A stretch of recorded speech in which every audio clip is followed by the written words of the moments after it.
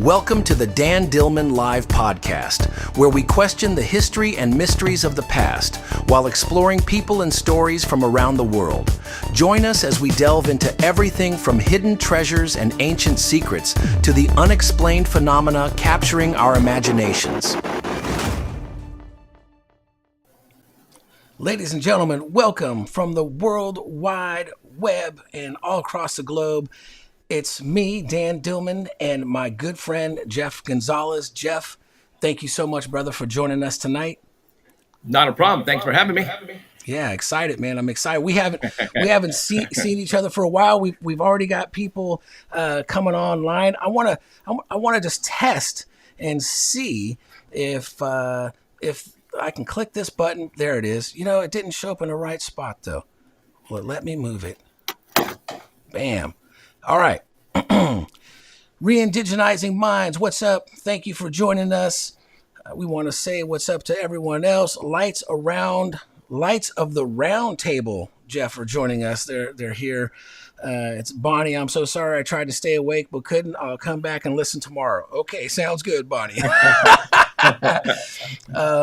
the story of my life on my podcast too. Yeah, we got Tony Finney saying what's up. What's up, Tony? We've got Re-indigenizing Minds. We need to have you on the show, Re-indigenizing Minds. Excited to bring you on soon. And Maria, we got Maria. Hello. You're saying hello to me. Hello to you, Maria. Thanks for joining us tonight. And Maria saying hello, Jeffrey. And hello, Maria. She is a follower of my show. I remember her. Can you see? I know did her. You see? Does remark show up? Awesome. Yep. Cool. Well, let's get into it because, you know, and folks, if you have a question tonight, try to put a Q in front of your question, and I will do my best to look to my right to capture that question so we can get it off to Jeff. But Jeff, look, I know you as a world-renowned Bigfoot researcher and paranormal researcher, and for your show, Conspiracy Central. I don't know if everyone watching knows who you are, so why don't you give me a quick origin story, man? Do you remember how we met? Gosh, did we? You know what? Go ahead. Hello. That's it. Well, yeah, of course, yes. The Sci-Fi X Fest and the UFO X Fest. Right. This was. I'm going to be honest with you. This was my first. Conference, paranormal conference, UFO conference, whatever it was. And wow. This was my first, and that's how we met right there. I don't know how I found you beforehand. Yeah, somewhere, right? Somewhere. Yep. No, man, and you've got some amazing stories. You've got some amazing research. I remember when you came to that conference, man, you blew everybody's mind. You brought those the windshields. The windows from your truck, I believe, with real Bigfoot prints on them. Right. You know? That just happened. When was your conference, your thing? What year was it? Oh God, man. Honestly, remember?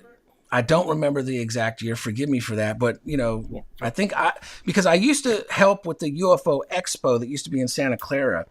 And then I started mine when that kind of died off. I think the first one may have been 2009, 2010, maybe 2012. Heck, I don't remember. But that one, is there a date on that poster? Well, no, I know there isn't. There is November 16th to 17th, but no year. Now, okay. My windows happened in 2011, so it had to have been after that, obviously. So it might have been 2012 then, man. It could have been 20. Right, and I think that's probably where you found me because, that story was just boom all over the world. And, I was starting to get some leeway on it. I was shown on Fox News Worldwide, CNN Worldwide, all the major newscasts all over the world. I had people calling me from England, Australia. And for those who don't know what the heck I'm talking about, in 2011, for those who don't, let me introduce myself first. I'm getting ahead of myself. I am a paranormal investigator. And I started in the ghost investigations. And then that led to other things. And I'm from Fresno, California. And for some reason, the reason why I started doing this is because there was just so many weird things happening here in the valley where I live. And I've been a fan of the paranormal since I was a kid, watching those great shows. Like, I'm going to basically give my age away, but, Kolchak the Night Stalker and Project Blue Book. And then, the X-Files came around in the 1990s, and that just hooked me in. And in 2003, I told my wife that, hey, I'm going to go start ghost investigating. And she looked at me, she said, cool. So that started there. Now I have a degree in electronics, so I know a lot about cameras and all the electronics needed for all this stuff. So one thing led to another. Somebody said, hey, Jeff, man, did you know there's a high school principal who lives in Fresno, California, who's been investigating Bigfoot for like 20 years? And I said, what? And so I came in contact with David Ragosa, and he took me under his wings, basically. And there's a spot that he has been going to for years where there's so much activity. And so he invited me over to his house. We talked. He said, cool, I'm going to be going up to the mountains to go and put some cameras up, right? And he asked me if I wanted to go. And you have to understand something, Dan. I was, growing up watching In Search of with Leonard Nimoy. And that's when I saw Patty for the Patterson-Gimlin film. And that just threw me for a loop, dude. I said, oh my God, that is so awesome. So when you get invited by a Bigfoot investigator researcher with credibility to go with him, to go put up cameras where there are Bigfoots, dude, it was like, I remember that Friday night before Saturday, I couldn't even sleep. You know what I'm saying? Like a big kid the day before Christmas, man. It was awesome. So that's where it all started for me. And then one thing led to another, and I started to acquire so much content. And I had to show the world, and I started this little broadcast first on Blog Talk Radio, and then from there it went to YouTube and then Facebook, and then boom, it just shut off. And then here I am today. Still, a lot of people don't know who I am, but I have a website, paranormalcentral.net, paranormalcentral.net, and go check out the stuff that I've done there. But I've been doing a podcast now going on 21 years. That's crazy, man. Congratulations. Congratulations on that. That's super impressive. And, a lot of people don't know, man, you've been doing this before Joe Rogan, man. I've been doing, I'm going to be honest with you. I'm considered to be one of the OGs for those who know Alec Jones being the first. And there's another lady by the name of Carrie Cassidy, and her and I started right around the same time. So we have been doing this.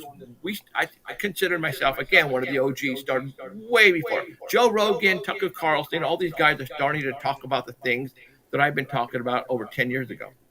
So it kind of sucks because it's like, they're getting all the hoopla and all the credit, like, aliens and all that. I'm going, dude, I've talked about all of that already, man. But, it is what it is.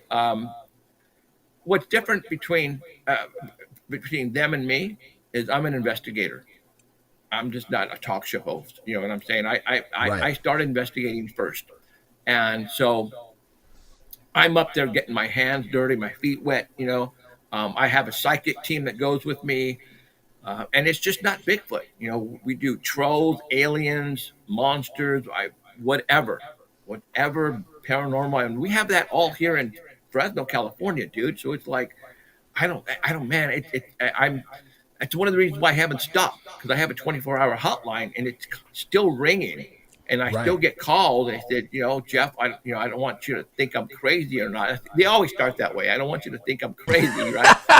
and then they throw at you whatever they saw. And I said, dude, you're not crazy. I've been doing this for a long time. I believe you because you're not the only one who have seen or heard or, So it's awesome. I'm a big kid. This, people have hobbies. This is my hobby right here. Right. Yeah, man. Well, you've been doing a heavens of a job ever since I've known you, and that's how I found I found you from your Bigfoot stuff, Right. and that's why we invited you. And like I said, man, you had the whole place tripping, going out Yeah. and to go see what you had brought and all the proof that you had of a real Bigfoot encounter. So tell me what's the latest on the Bigfoot stuff. Um, well, what's cool about what I do is that I have firsthand experience, and it's just not me, because when we go up there, I take people with me. So when I experience something, everybody else experience something. We have a place.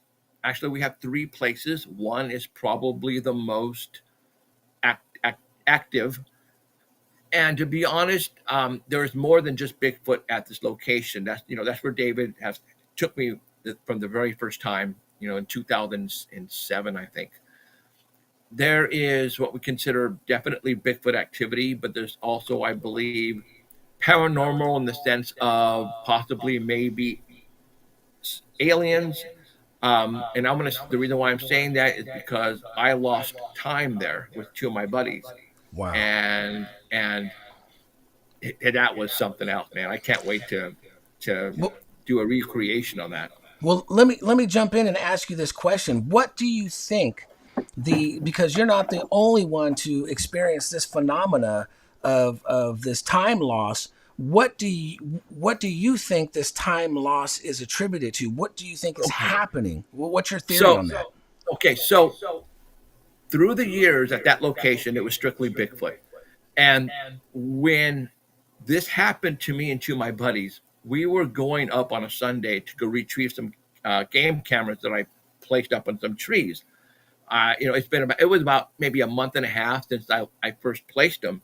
So I called my buddy Alan and my buddy Robert and said, "Hey, I'm going to go up to the spot and go get those cameras. You guys want to go?" And heck yeah, let's go. So we got up into my white, my GMC 2500 pickup, and we go up there. And you got to understand, this is not a campsite. This is not a place where people go. This is the middle of frickin' nowhere. All right, this is BLM land. Supposedly Native Americans used to, pretty much, this is where they were. And so we were going up to the location. We got there and we have to get off the main road and take some dirt roads up into the forest, basically. And we were almost to the spot that I had to pull over and get out and go and get the cameras. And what's awesome is, check this out. So I'm driving. Robert Scott is in the passenger seat. My buddy Alan Thomas is in the back.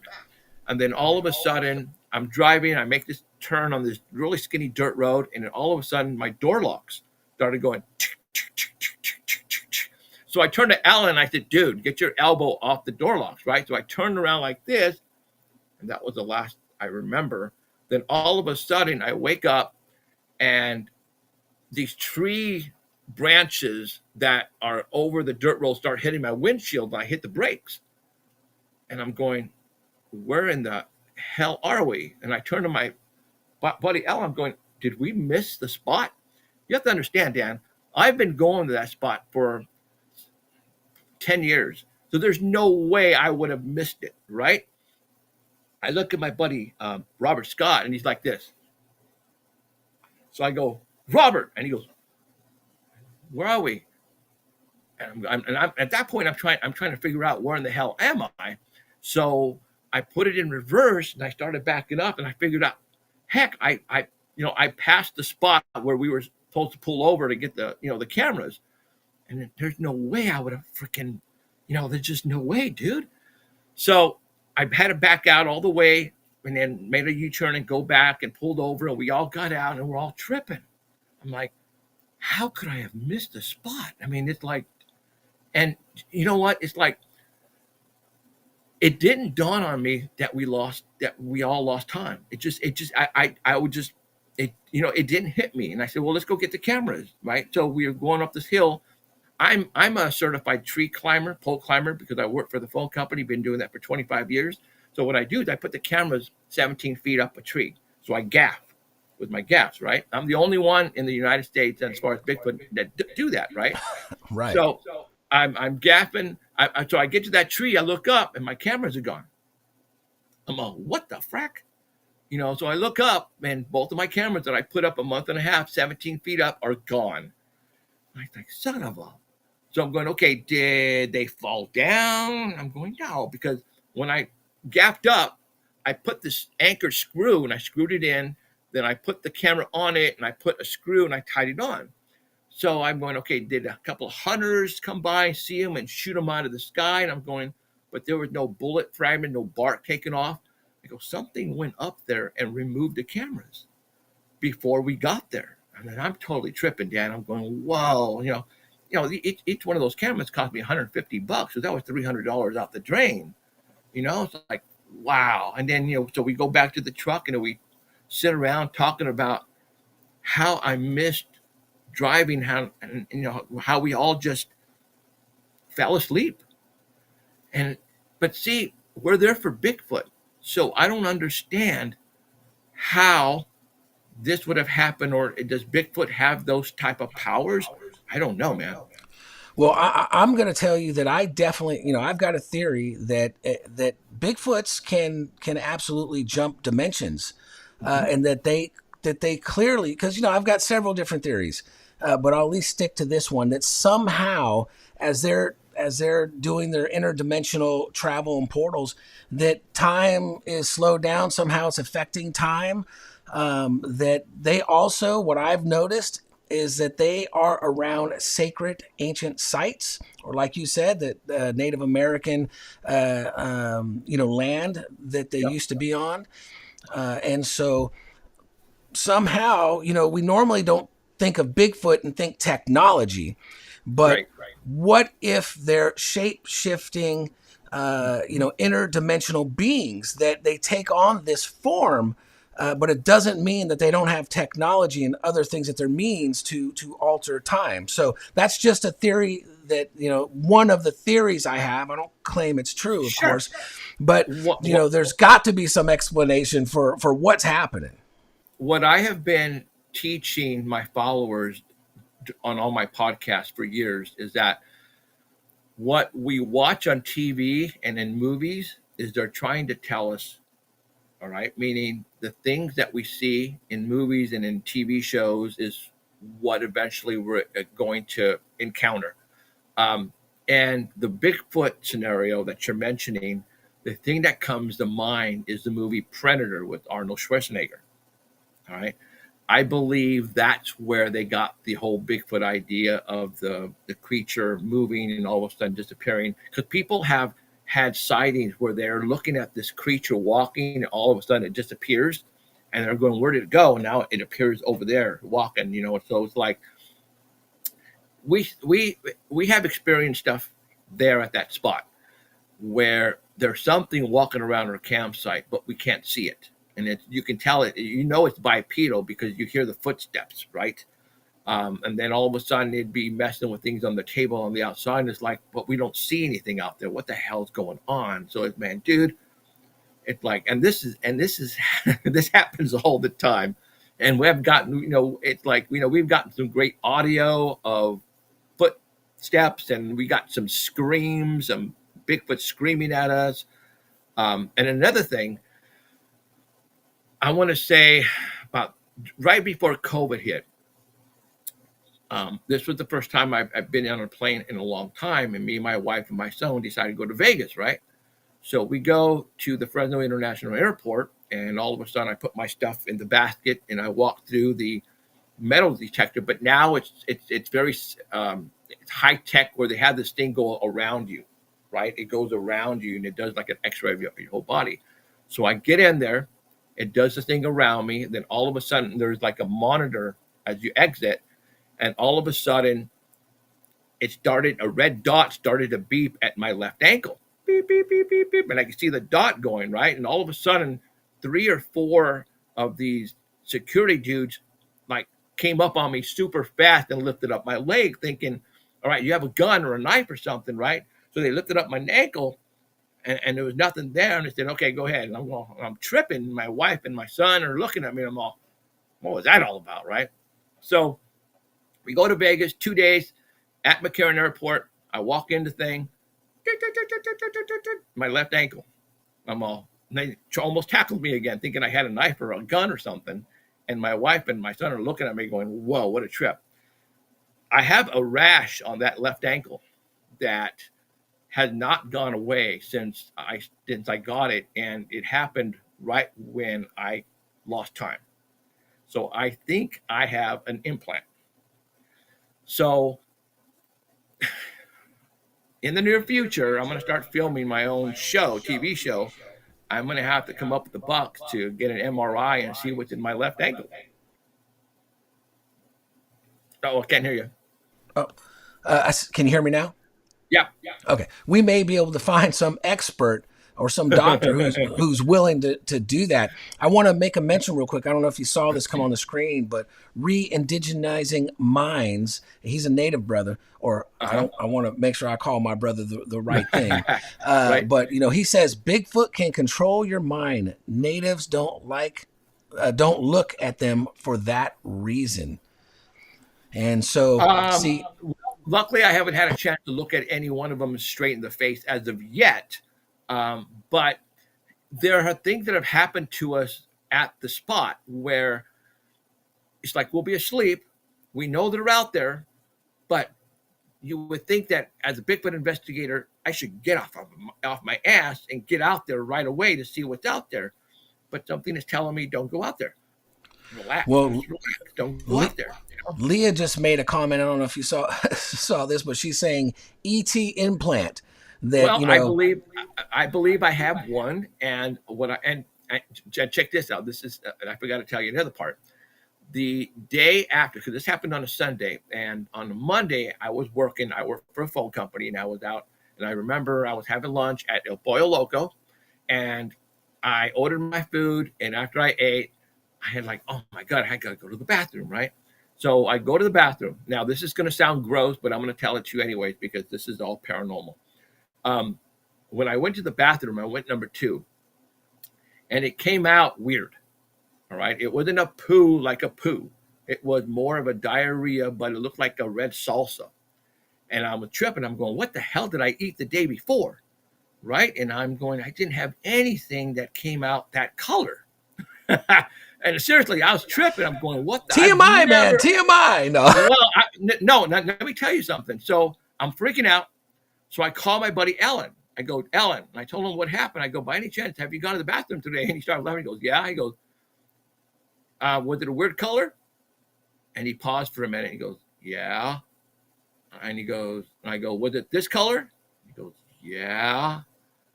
And I'm going, well, I just did the same thing. And he goes, but we didn't have anything to eat together yesterday. And he goes, I know. So I decided to call my buddy Robert. Same thing. He had the same diarrhea, same exact color and all that. So all 3 of us did get abducted. What they did to us, I have no idea. All I know is I'm pretty sure I have an implant. I had an x-ray taken on my left ankle, but nothing came up out of it. MRIs cost money. They cost between $300 and $1,200 to get done. So when I get that done, I'm going to have a camera crew around me. So when I find somebody who allows me to have a camera crew inside, that way I can, basically document everything. Because, I'm going to eventually use this for TV. So now the question is, if I do have an implant, do I want to take it out? Probably not. I've heard of experiences where people have had implants for a long time, had them removed, and all of a sudden they would get sick, very, very sick.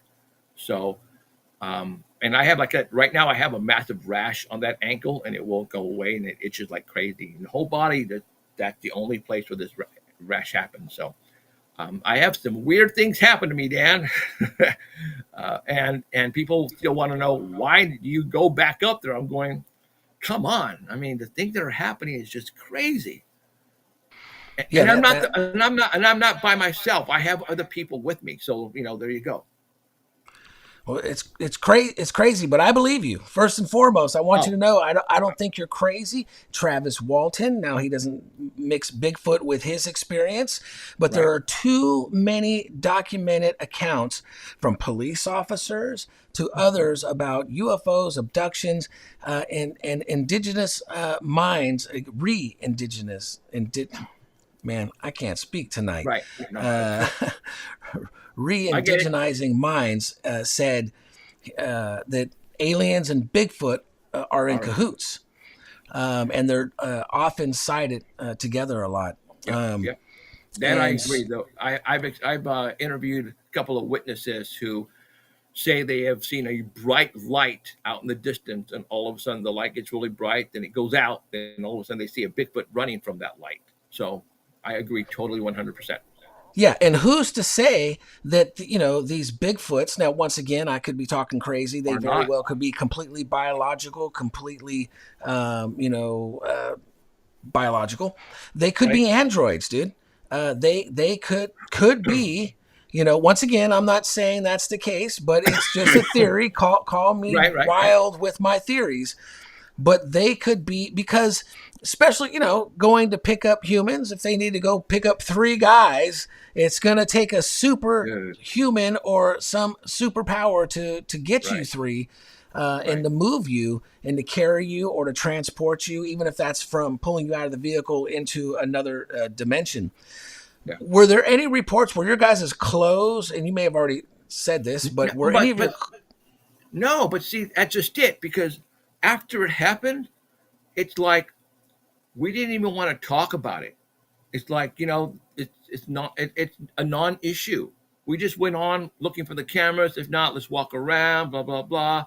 All right, an hour there maybe, and couldn't find the cameras. We walked around. No evidence of any type of anything. We got up in my truck and we started to drive back home. And it's an hour 45-minute drive. I don't remember what we were talking about, but I sort of kind of recall saying, how did we miss the spot, Ellen? Because we've been going camping there for 2007, over 12, 13 years. How in the hell did I pass that? I wouldn't have. There's no way. And then all of a sudden, and then what's weird, I forgot to mention this, is when I woke up and I hit the brakes, I turned to Alan to say, Alan, what happened? And he's smiling. He told me that when he was looking at me toward the dash, all the lights were going beep, beep, beep, beep, beep, beep, were blinking on and off on the dash. And I'm going, whoa. Then I said, shit, man, did we just get abducted? But we're here for Bigfoot. It's like, dude. So that is going in my book. Yeah. But Right. this whole story though, that plus the windows of my truck, there's a movie there, easy. And what's good about this, it's just, I'm not the only one that was there. I have people who I take with me that they experience all of this with me. So, the windows of my truck was, it was an episode on Monsters and Mysteries on the National Geographic. They came down and did a whole episode on that. I was on a show called Chasing UFOs with James Fox and Aaron Ryder. They came down and did a whole hour on Fresno alone because James Fox heard about a UFO crash north of Fresno that I responded on. So they were down here for 8 days filming, and they didn't want to leave because of all the crazy stuff that was happening. So yeah, I people, Hollywood knows of me. I just did a documentary for the Discovery Channel. It was a 3-part docuseries that was supposed to come out this month, but now they moved it to May.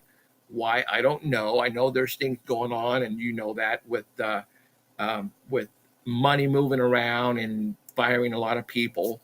But they came down here, and there was an incident that happened, a case that happened about Bigfoot here in Fresno. I can't tell you any much more, but they came down here, came to my studio, filmed here, went out to location, filmed there. So that is probably going to put me on the map when it comes out. And I'm hoping it's going to come out in May. I mean, I already signed the contract and they already paid me for my services. So, but I'm hoping that May should be coming around. So it's going to be a 3-hour docu-series on that particular episode. So. Well, that's awesome, man, and make sure you're of course going to share that as soon as we know it's out, so we can all support you and watch you and see what's going on. So, I want to give a shout out to Alan. I know Alan too. Alan's a good friend of mine as well too, and so shout out to Alan. We miss you, bud. We should have actually. Forgive me for not thinking about it. Probably could have had you pop in here for a second. Or we can do another interview with Alan at some time. Probably. But any other latest? I guess that's the latest. Is this documentary that's coming out? Right. So what about? Oh, go ahead. Oh, no. Well, shit. Like I said, Dan, I've been investigating so much. Luckily, I have spots that we go to where the Bigfoots are active around us, around my wife, around my son. My son is a videographer, and we take our 4K Canon cameras up with us, and he tries to get great footage of the stuff that happens around us. The latest one was pretty awesome. This happened last year at the spot. We were at the camp. Now, when I say campground, is where I pitched my fifth wheel trailer, and we're sitting out in our chairs. This is the spot where everything happens, and we were just kicking it there. It was my son and my buddy Mike and my buddy Marco and myself, and we're just kicking it underneath the canopy, and then all of a sudden, Mike and Marco heard like a kid laughing. And I couldn't hear crap because I have high frequency loss. So they're going, "Did you hear that?" I'm all, "What are you talking about?" And even my son has great hearing. He missed it. And Mike and Marco go, "Yeah, it was over there." And I'm like, "So what did it sound like?" And then my Mike got up and I'm going, he goes, it's hard to describe, and I'm going, okay. So Marco and Mike heard it. Something's going on over there. Let's go. So we got into I have a 4x golf cart. And we got into that, and we started driving on the dirt road down there. We were talking, and we were driving. And then all of a sudden, we come around the corner, and there's this tree knocked down on the dirt road. And I hit the brakes, and then we go, "What the hell?" And that tree obviously was not there before, because that's the way we came in to the site the day before. So we got off the golf cart, and so my son's filming on this. All right, so we have all this. As a matter of fact, we have a YouTube channel. It's Paranormal Central. There it is, Paranormal Central on YouTube. If you want to go watch, you have to go find the video, but it's on there.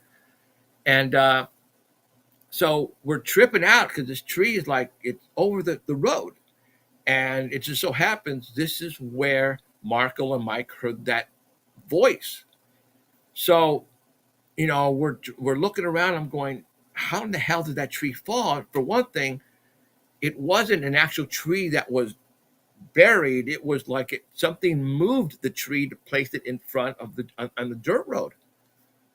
And so I get up close and I'm, visually inspecting it. Then all of a sudden I notice, and this is in the video, that there's a tree that's alive next to it. And its branch is coming over, and on the tree that's across the road, the branch on this tree was pushed in like this, locked in. And I'm going, "You guys, look." I go, "Somebody physically put that branch in between these two branches on the tree that's knocked down." And I'm going, "What the frack, dude?" And there's no one else there, okay? No one else would do that. There's no reason to do that. Bigfoots from like I said, we've been doing this a long time. We sort of kind of know how they react, what they do, to let us know that it was them who did it, right? For it to physically grab the branch over here and go like this, and then leave it like that, and like I said, we got it on video. There's a video on YouTube. You can go check it out on Paranormal Central. It's like I'm going, that is so cool. that was so cool. Things like that happen to us, dude. It's like, oh my God, that was so awesome.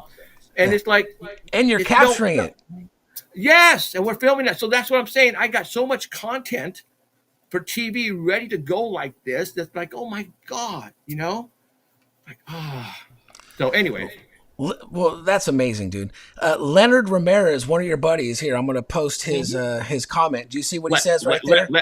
Leonard goes with us to the spot. Leonard said, "Tell him about you trying to go under hypnosis." So what's this about? What happened when you tried to go under hypnosis? So after, well, I couldn't do it. Not all three of us couldn't go. Maybe it was the person who was trying to put us under, because we wanted to find out by regression to see if we all experienced whatever we experienced, and we couldn't do it. The person maybe that we got wasn't that good, but that is another thing. When I get a series or whatever, and there is some type of a budget, I'm going to hire one of the best people to put us under, to see if maybe we all did get abducted, which I know we did, and to see if we all experienced the same thing. Wow. Well, I want to be there when you go under for that experience, man. But you'll film it, so I'm sure we'll get to watch it. Yeah. So Leonard was with us when we went on a winter. That the gate in that area was locked, so we trekked into the spot for about 2 miles, and we found footprints in the snow. And Leonard was there when it happened. It was Leonard, my son, Danny Bell Drummond, myself, and the footprints were single file, and it was like 5 feet in between each foot.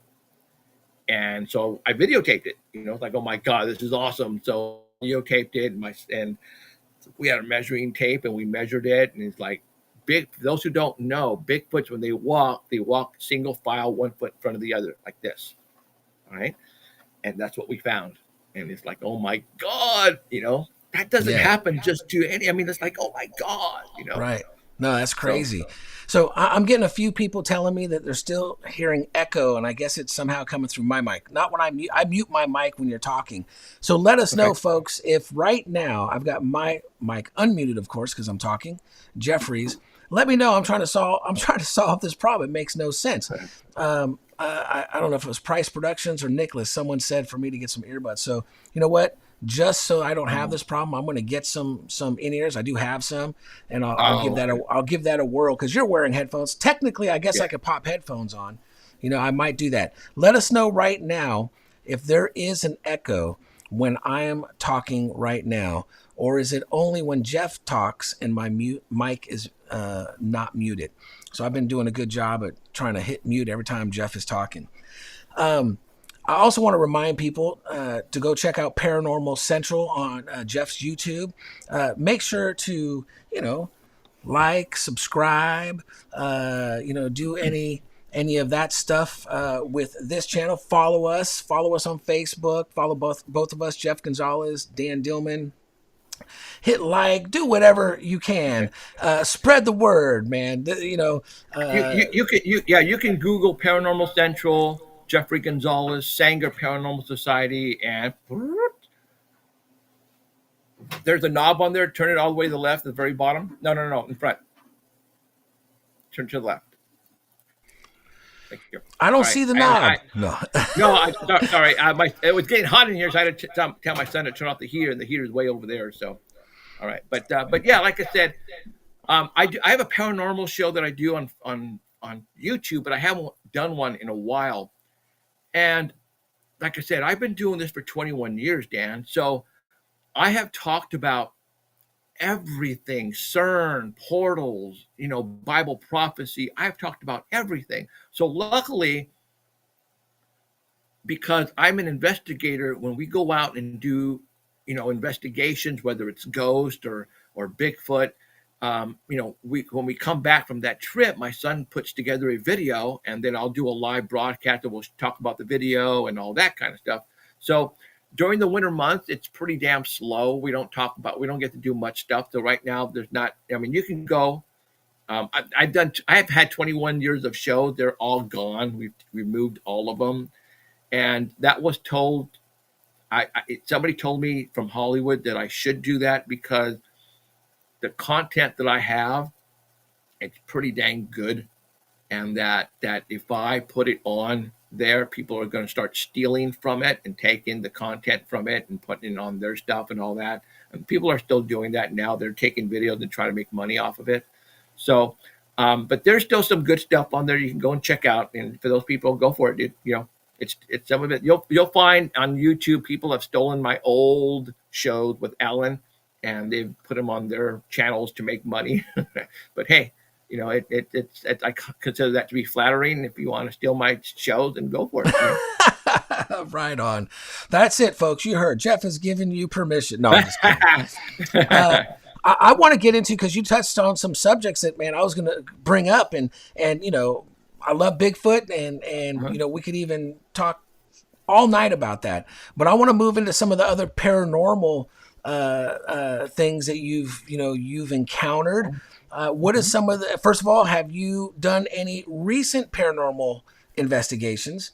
If you haven't, I want to invite you for us to do one. I've got a few places that have got some activity, and I'm planning to set something up to where we go investigate. So if you're down for that, I would love to have. What type of investigations? Well, paranormal, to where things are moving, flying off, stuff caught on surveillance camera, things flying off. One of the neighboring building, it's two buildings, the neighboring building. So this will be in southern Utah, this one. And okay. The neighboring building to the one I'm talking about also is having activity. And that building happens to be the first hotel that was in this town. And they have the tenants there, because the building's been turned into multiple little shops, have even said from the air HVAC system vent that two red eyes were staring at them. And they just had some poltergeist stuff happen. There was a report by the shop owners that when they were going down in the basement, that it's like some little kid ran by them, and it even, a gust of wind went by them, but there's no wind, there's no way for that to happen down there. And so there's all kinds of strange things going on, and it has not. The cool thing is these areas have not been truly investigated. And so that's something that I want to set up sometime, maybe in the summertime. I'm looking at some dates, so I'll reach out to you about that. And we may even open it up to other folks can join us, participate with us as we go do that. But tell me this, because I'm probably talking too much, and I want to hear from you. Okay. Yeah. What is some of the strangest or scariest paranormal investigations or activities or reports that you've received? Well, when it comes to investigations, we as a group don't go and find buildings to investigate. What happens is I have a psychic family. It's a mother, daughter, and son, and they all have a special gift, and they are legit. And what happens is when people call me, because I have a 24-hour hotline. I've had that for 21 years. It's a UFO hotline, but it's used for everything. When people have problems and they think they have something going on in their home or their business or need some answers, they'll call me on that phone number and they'll tell me the problems, and I can basically see if maybe someone is trying to pull a leg on me or trying to fake me out. But if not, then I will let them know that we can probably come and find out what's going on in their home or their house. Now, I don't make any money here. What I do is I do it because I love what I do. If you go to my Paranormal Central YouTube channel, you'll notice my studio. All that was paid out of my own pocket. I have a full-time job. I've been there for 25 years. I don't have sponsors. I don't have producers, directors. It's all me, myself, and I, and my son, Christian. So we don't just call businesses and call people to say, hey, can we come and investigate this or investigate that? We only investigate when we are needed. Basically, that's what we do. And there has been some situations where my psychic team, I hate to say this, but back when all of this ghost hunting started on TV, Ghost Hunters, with Grant and whatever the other guy's name was, when they first started, I have found out that Hollywood is not what you think they are, unfortunately. They will make up stuff to basically keep you entertained. And that's not what I do. If we go to a house and they think it's haunted, my psychic team will go through it thoroughly. And if not, they see nothing, then we're going to say, sorry, but there's nothing here. What I like to do, though, is I like to talk to the owner of the property firsthand. And then I don't tell my psychic team anything. I just tell them we're going to meet someplace, meet at my house at 6:00 Wednesday night. And you're going to follow me and we're going to go to this place. And so they don't know where we're going. And when we get there, we talk to the owner and they go through the house, they go through the business, and they're speaking out loud, telling us what they're feeling or what they're seeing. And then I have the owner of the property right next to us. And I know when they hit something on the head, because I'll look at the owner and that owner's eye will go, what the hell? Oh my God, because I will tell the owner, don't say anything to them, just listen. And that it works out really well that way. That way she knows that, holy crap, these guys are the real deal, because, yes, I saw something there, or yes, there was a movement over there. There hasn't been a scenario where we've heard something or something got thrown at us.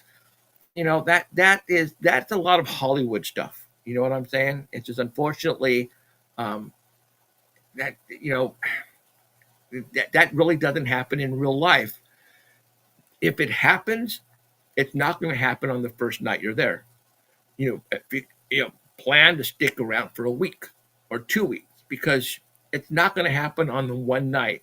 So when Grant and them guys set up their cameras and they go out in the van and they monitor everything, come on. I'm sorry, but it just doesn't happen in one night. Ghosts don't respond like that. Sorry, it does. They don't. So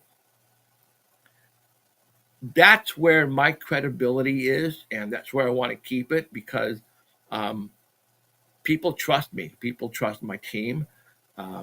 We've investigated some places down here, and some people have said, "Oh my God, you guys are the bomb, you guys." And on top of that, my psychic family, are very religious people, so they have the power to get rid of evil in people's homes as well. They know how to do it. Well, and that's where I want to ring in, is because I have experienced and been around situations to where though back in the day I would have called them demonic, but definitely negative bad spirits, man, that could be cast out, though, in the name of Jesus Christ. And stuff stop when using the tools that we have, whether that be those names or someone who is so spiritually connected that they don't want to mess with them. And it might be much like your three friends here that are believers and spiritually connected to the divine, that those negative forces, psychic impressions, don't like negative forces, don't want to stick around. And I've got all kinds of theories on what that stuff is. And I agree with you. I mean, there's definitely a lot of reality shows where I tell people, look, there's entertainment. So there's a lot of BS going on. And that's what scares me about going to Hollywood. That's why it scares me to sign a contract with somebody in Hollywood, because if I do, it's their show now. And they get to put in a sound that you never heard or do anything like that. And that's what scares me. The Discovery Channel that came down here and did this thing, I'm hoping they're not going to do that. But the Bigfoot investigation that we did near the river, supposedly they heard something. That's all I'm going to say. But that's one thing that scares me about Hollywood. If I sign a contract, they own me, and I don't want that to happen. So I'm hoping that I'm gonna do my own show. I'm gonna film it, and I'm gonna see if I can sell it to the streaming services. And that's where I think that's where I need to go. Yeah, that is absolutely the best path to take for Yeah. a couple reasons, and I'm sure people didn't sign up to hear some behind the scenes stuff, but it's interesting, and I like to talk about it. One, doing your own production and selling the show means you've got full control over it, and they've accepted what you've delivered. Right. I do want to remind you, though, in the event that you are presented with a contract, a lot of people, so anyone who's hearing this broadcast who is going to be part of a reality show or any type of production, you in fact do have some negotiating power. I mean, it is limited. They're not going to let you control the show, and they're still going to tell you, hey, we can manipulate and change things. But you can add some things in there and just make it clear. Listen, like for us, on our show, we explicitly said, hey, we're the real deal. This is a real place that we're investigating. These are real things we're doing, and we're not accepting any fake stuff. And they were good. They understood. We set the tone. But if you don't set the tone and you allow them to do that, well, then you get sucked into it, and you're a part of it. You're a part of the masquerade. Right. But so it's important that you do have the power. I did it in my contract. Okay. I negotiated a few of those points. One, everything is going to be authentic and real, and we will not participate in anything that's not. Now, it still wouldn't, which they didn't do that I can tell. They didn't go and change anything I said or switch things around.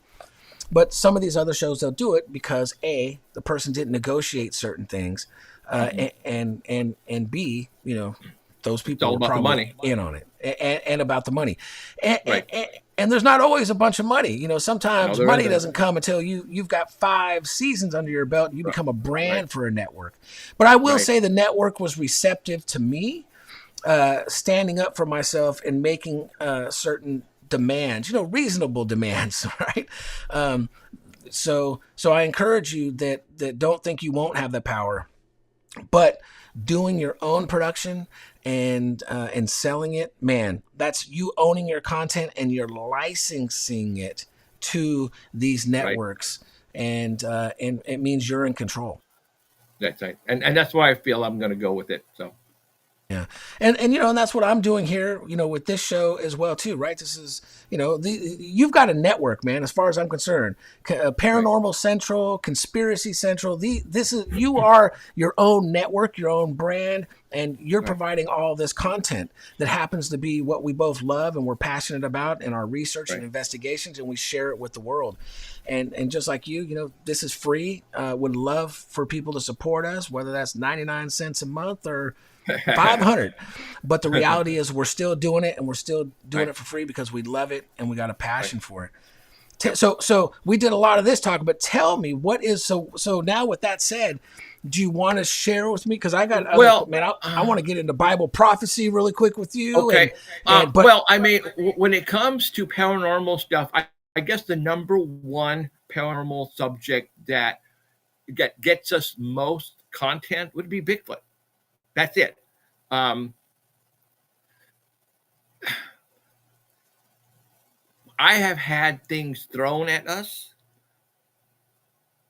We have recorded screams. As a matter of fact, let me pull up this scream if it's okay with you, and so everybody can hear it.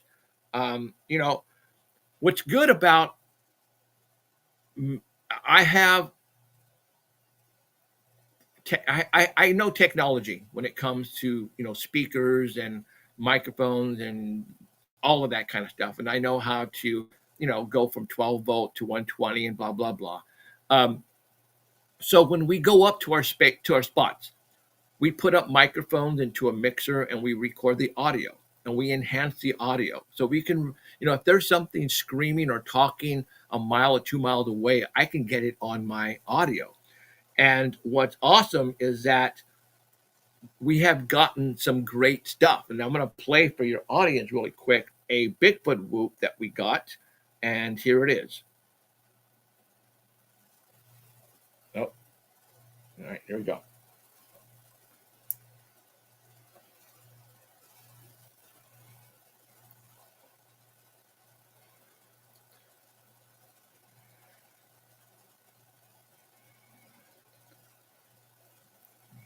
Okay, so what that was. Oh.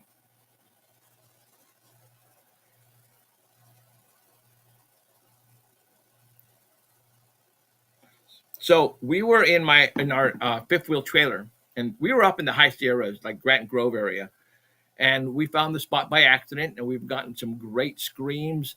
We've had Bigfoot come up to our trailer and hit the trailer, but that time there, we have earphones when we sleep, and we have the earphones and the microphones are going up, and we basically go to sleep with these earphones on, and 2 o'clock in the morning, we'll hear whoops, and all of a sudden, this is where these whoops came in. We were recording. My son was sleeping on the couch on the end of the fifth wheel trailer, and that's when he got off, and you hear him running down the way. That's what you heard, him running to go wake me up. Dad, they're screaming.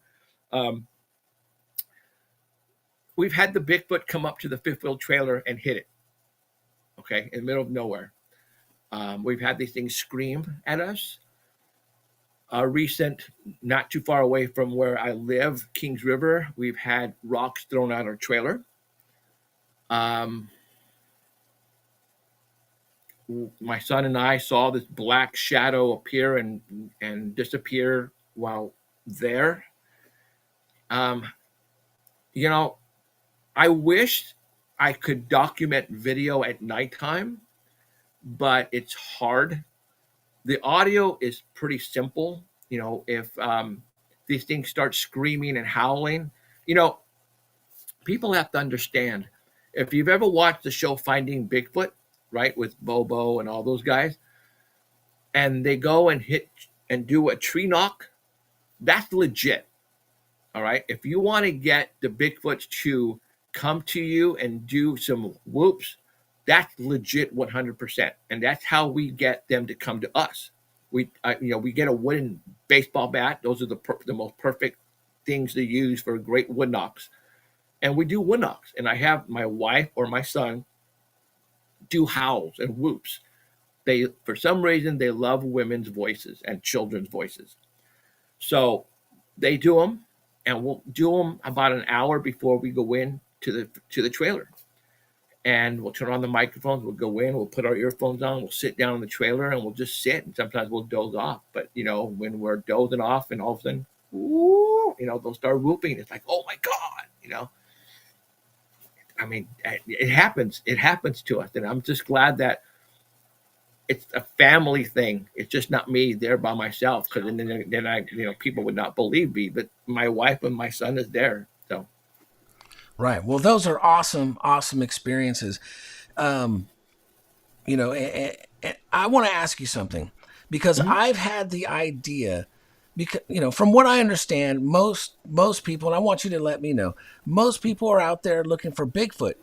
What is the goal for you? I know there's some Bigfoot hunters out there that I've heard, at least, have said, and hopefully they've changed their ideas. Man, we're going to go kill ourselves a Bigfoot. We're going to go capture. We're going to go capture a Bigfoot. Right.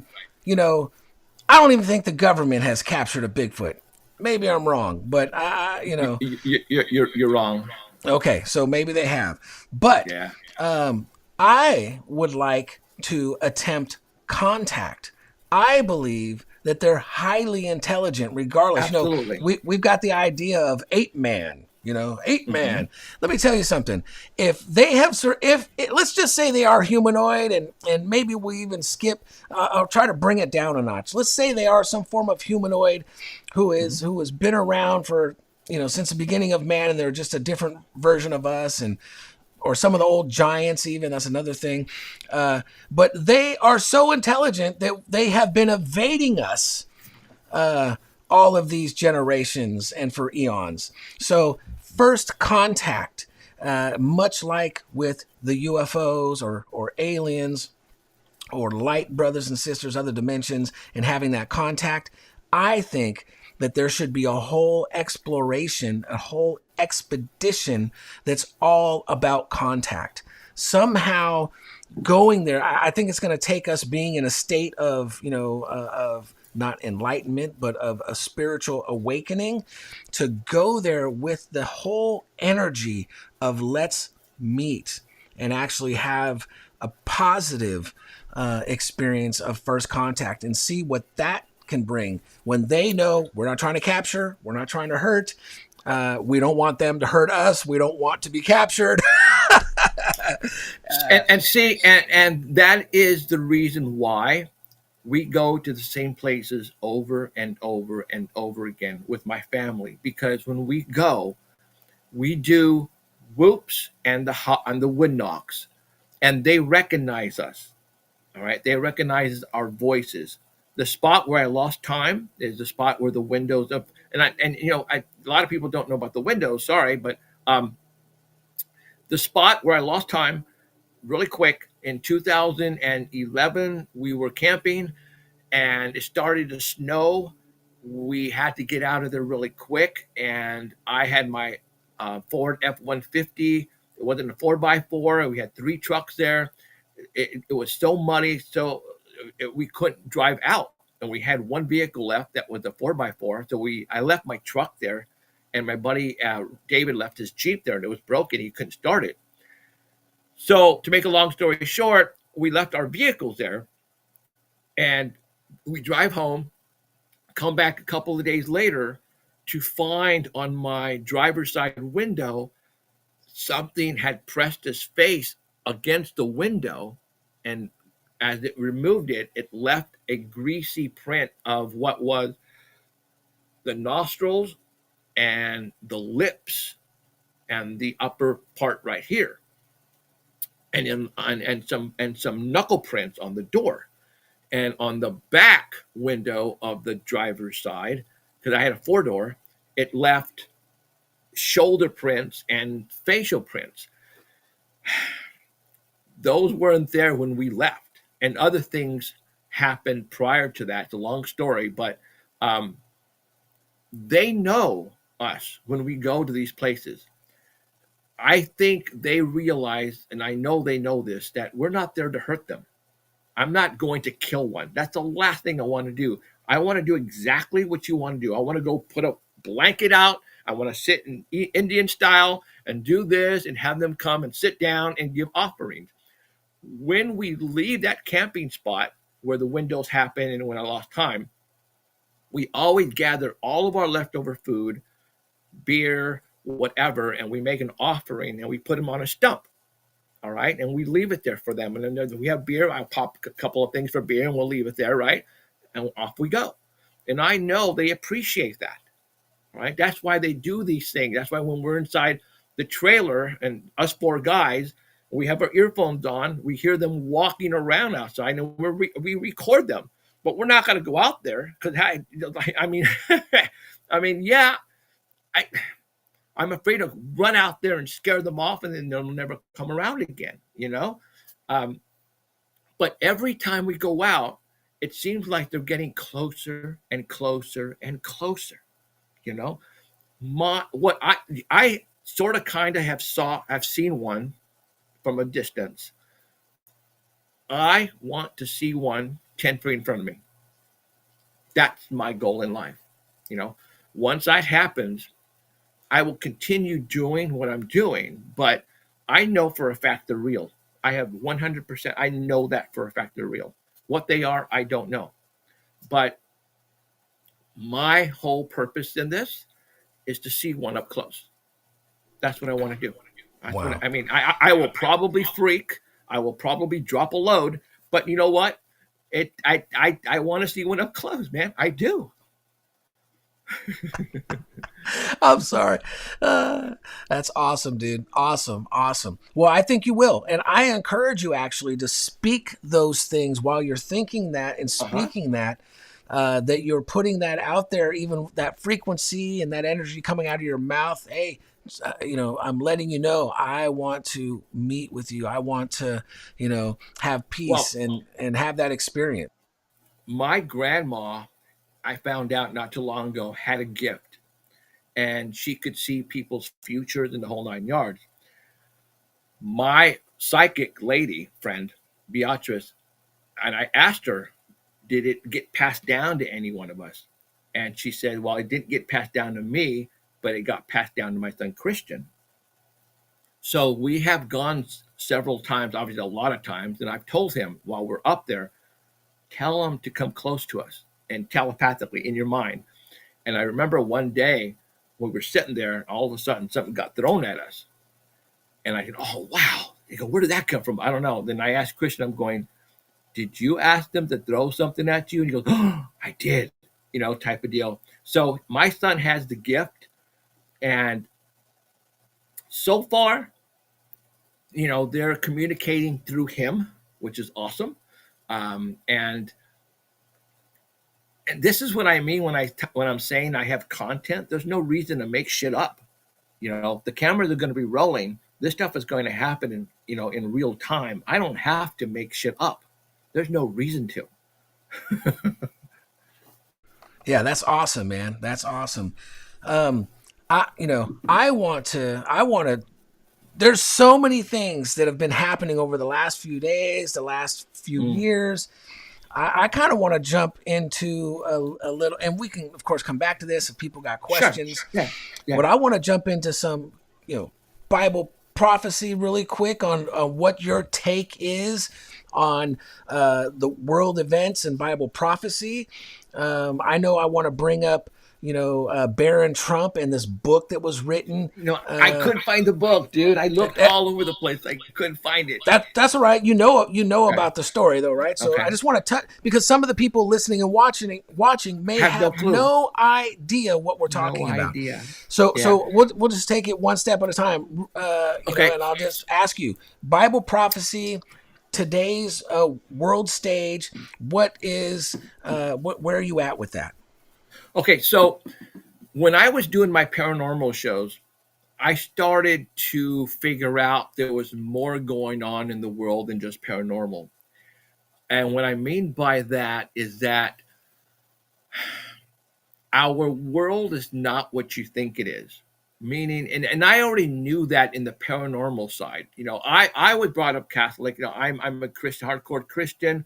I went to catechism, did my first communion, got married in the church. I believe in God. I believe in Jesus. All right. So, but there is a lot more going on in this world than we know. And I started to branch off from the paranormal, and I consider it to be conspiracy, tinfoil hat stuff, right? Meaning Bible prophecy, religion, politics. Unfortunately, there are people when you talk about those three subject matters, they tend to turn you off and not, they don't want any part of it. All right. They don't. They'd rather have you stick with with Bigfoot and, ghost and UFOs, and that's cool. But when you start talking about this other stuff, then you start to get suppressed by the streaming people that you are on, meaning YouTube or Facebook. So when I started to bring that out on my paranormal shows, I started to realize that I started to lose people, and not because they didn't want any part of it. It's because they couldn't find my show anymore, or they on the algorithms on Facebook or YouTube, you couldn't find my shows. You could not.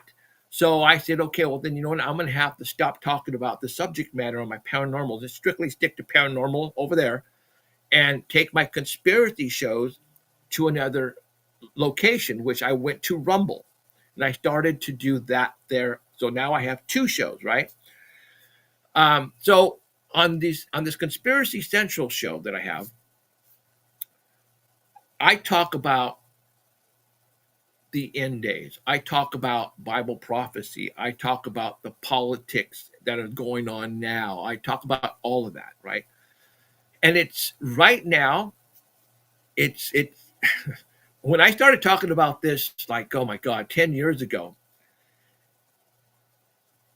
where we are now, Dan, is we're talking Bible prophecy stuff. I mean, no doubt.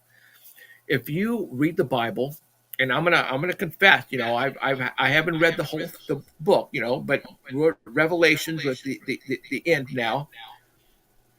there is a place, and I don't know the exact numbers, but the red heifers, the building of the third temple for the Antichrist. For those who don't know, Israel is going to build a temple for their Savior.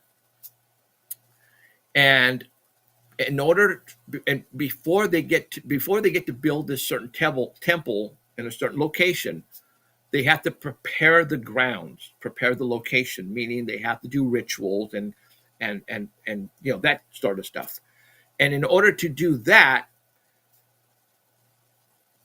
you have to have certain cows, or they're called red heifers. And when they basically kill these red heifers, and they use the blood to basically cleanse the location where they're going to build this temple for their Savior. But for those who follow the Bible, we know their Savior, or the Savior of this temple, to be the Antichrist.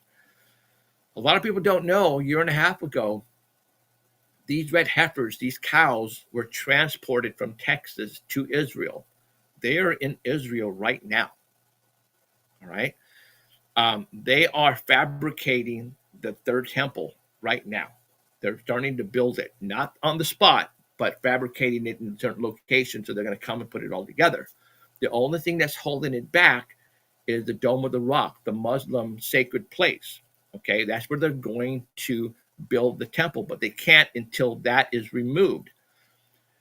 October the 7th of last year, when the Palestinians shot all those rockets into Israel and killed thousands of people, I had a feeling that the reason why they did that is because they knew that the red heifers were already transferred over to Israel, and they were going to start with the whole process of building their temple, which will eliminate the Dome of the Rock, their sacred ground for Muslims. And sure enough, something just came out this past week that's what happened. The Palestinians know the red heifers are transferred to Israel, and they're in Israel right now. All right. So you guys, if you don't believe in Bible prophecy, it's happening. It's happening right now. I don't know how many more years it's going. When we see them start to build that new temple, we're almost there. Okay. And what do you expect to transpire? So let's say that the temple is starting to be built or is built. What is supposed to happen next? Well, from what I understand, for those who believe, the Antichrist is already alive and well on earth. He was brought up as a child, and I believe some of the Israelites, or Israel's people in Jerusalem, have him and have been bringing him up, all right, to where he's at today. Now, before we go there are certain things that have to happen before we get to that point. I mean, you have the rapture. For those who believe in the rapture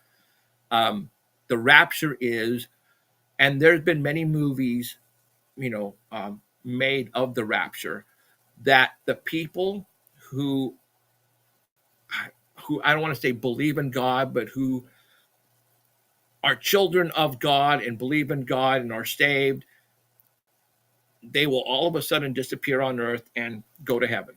And the people who are not saved and who don't believe will stay down here and will suffer the consequences through famine, through the Antichrist, blah, blah, blah. So when we start to see them to start building the temple, we're probably going to end up seeing somebody come out of nowhere, and they're going to basically want to take over sort of kind of the world.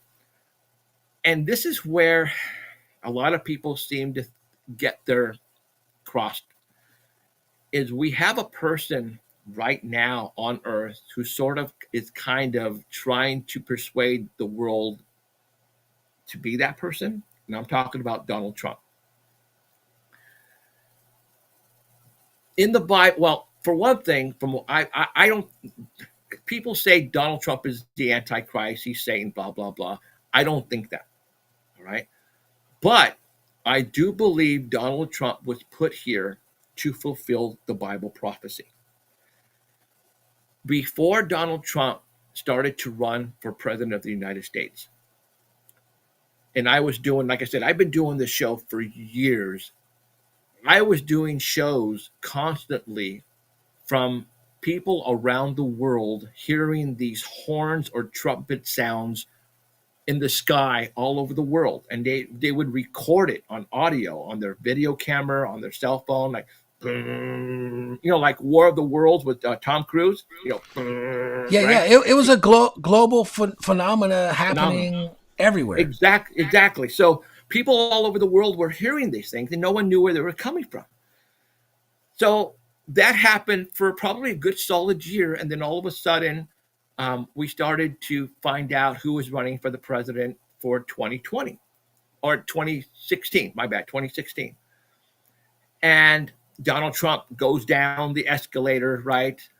And next thing people are saying, this was foretold. I mean, The Simpsons had a similar man going down this, it's just like, it's weird how that works, right? It's like, similar, nothing. It was Trump.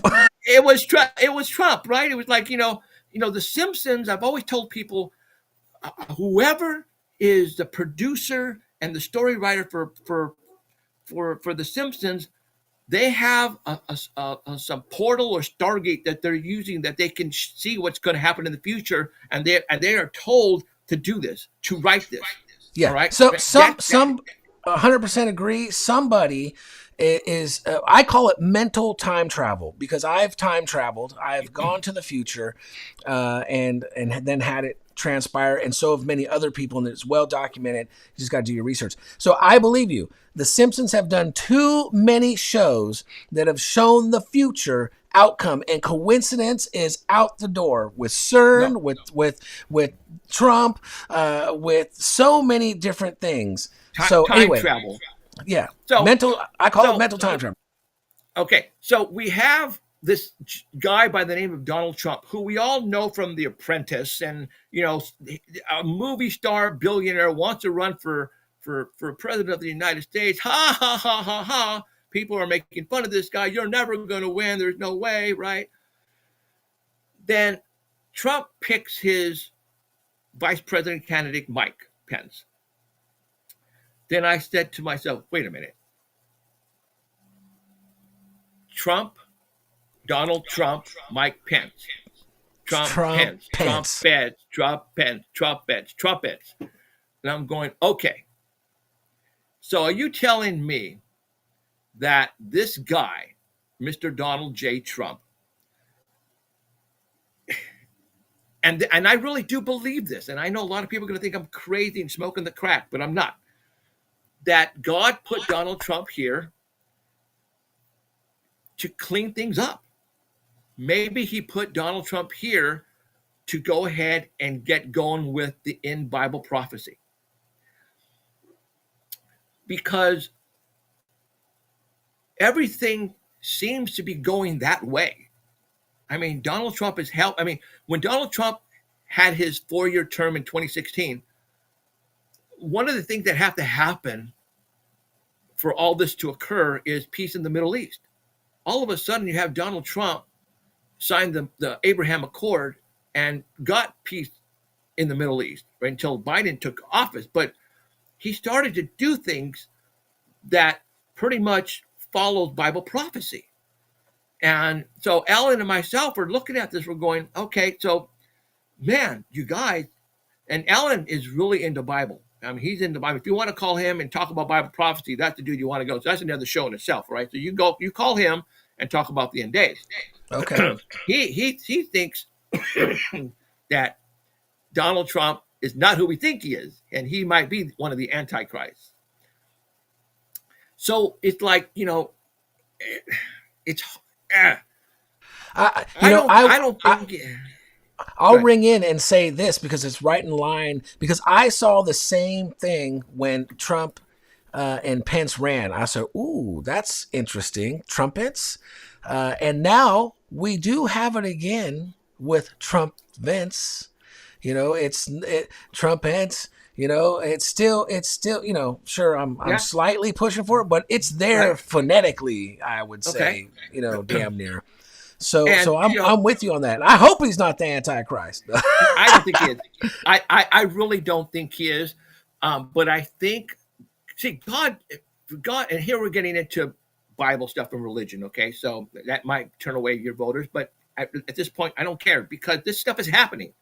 Okay, um, I think God put Trump here to basically, for one thing, show the world what's really happening. Because right now, him and a lot of people don't like Elon Musk for doing what he's doing, but you guys, the way we have been living in this world of ours, if we have been basically slaves, all right, we should not have been living the way we are. The taxes, medical, food that we eat, things are going to change like you wouldn't believe. Bringing Robert F. Kennedy Jr. in to make it healthy again.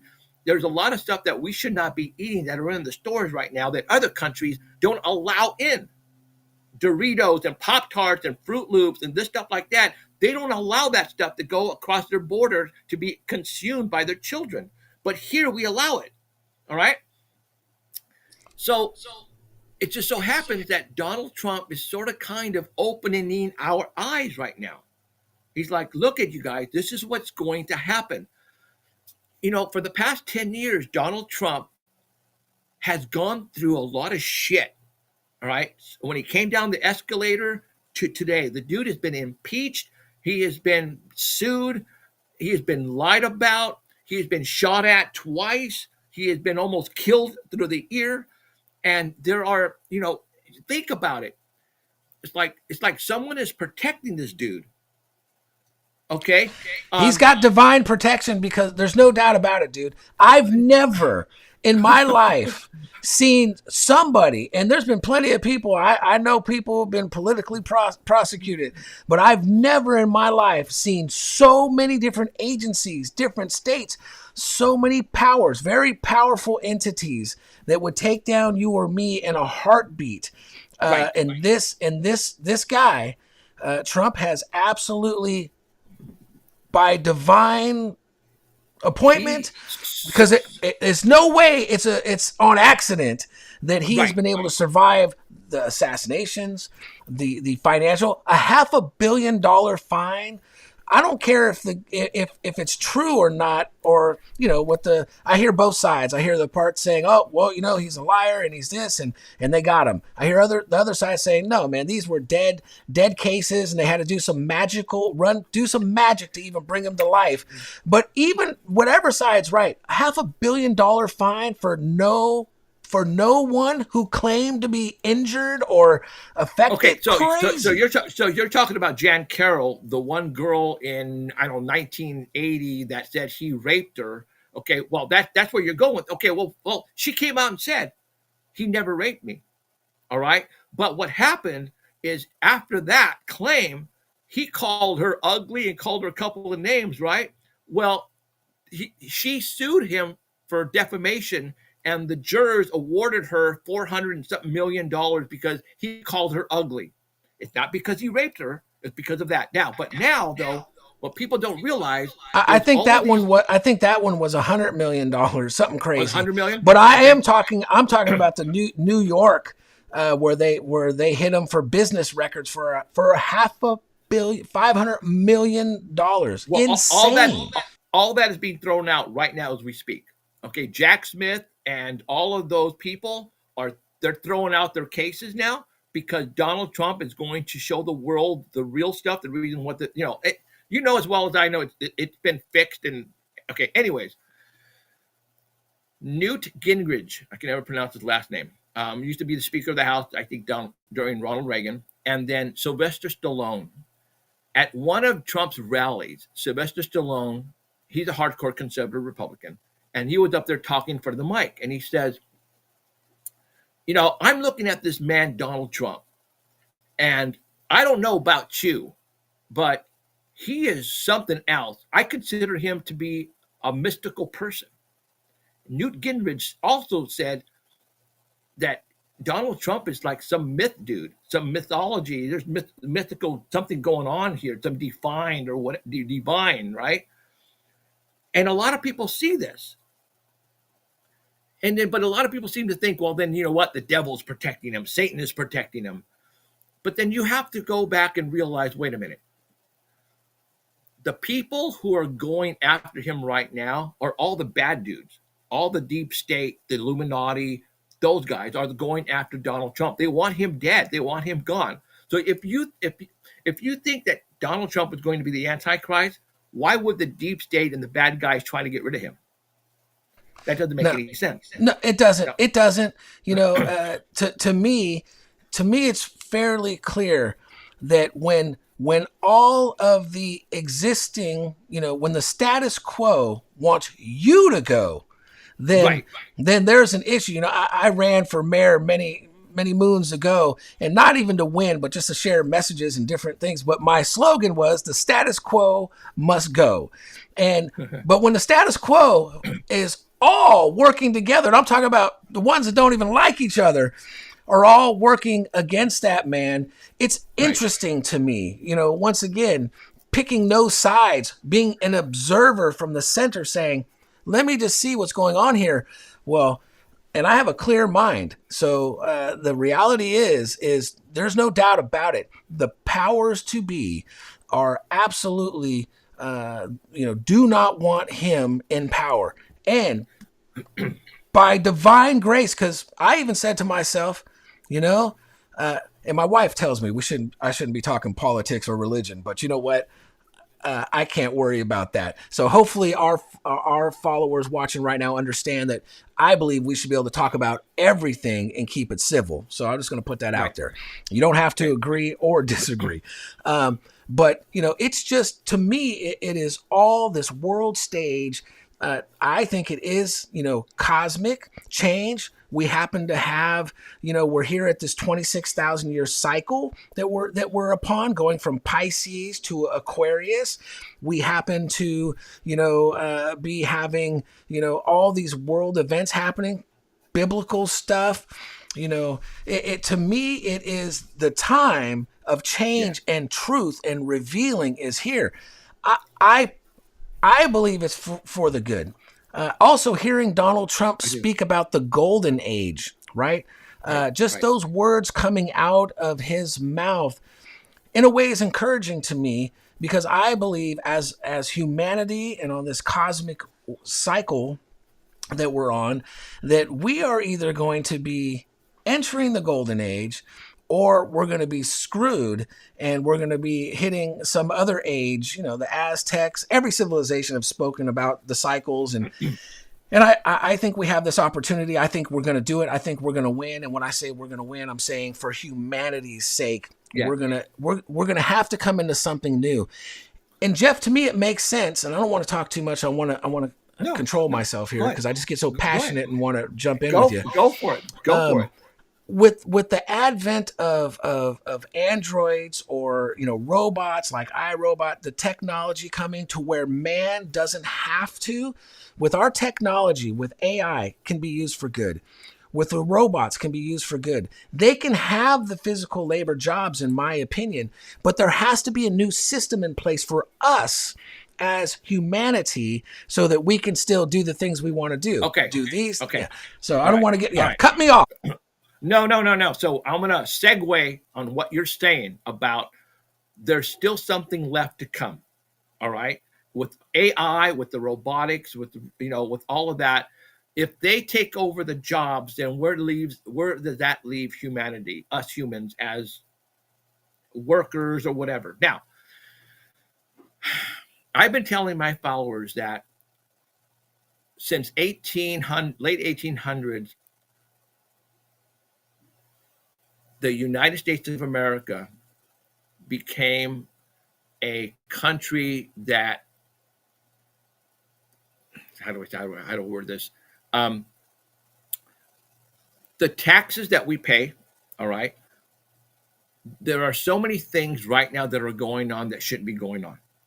And what Donald Trump is going to do is he's going to finally tell us what's been happening since back then. Our country had been running as a corporation. back in 1881, where we borrowed money from the Brit, the UK, because we needed to borrow money for the Civil War. That's when we became a slave basically to them. A lot of people don't realize that the Vatican, Washington, D.C., and the UK are all one. Okay. They are, they are the deep state, the Illuminati, the New World Order. All right. I was brought up Catholic, and boy, did I get swindled. All right. So what I'm trying to say is a New World Order has been running us since back then. And Donald Trump is going to stop all that. And he's doing that right now with Elon Musk. Elon Musk and Donald Trump are going in, and they're going to show the world what's really been happening. We're what, $47 trillion in debt? Why? Why is that? Well, Elon Musk is going to uncover where all the money has been going. When I get my paycheck, 33% of that goes to the federal government. A lot of people don't realize that Washington, D.C. is not part of the United States. It's its own little country on its own. It's called the District of Columbia. All right. They are run by the Vatican and the UK. All right. I have this here. Hold on. Folks, ring in. If you got any questions, make sure to put a Q in front of your question, and I'll make sure to pop it up for Jeffrey or myself. Make sure to ring in and join in. I want to say Gloria says 1871, we became the indentured to England.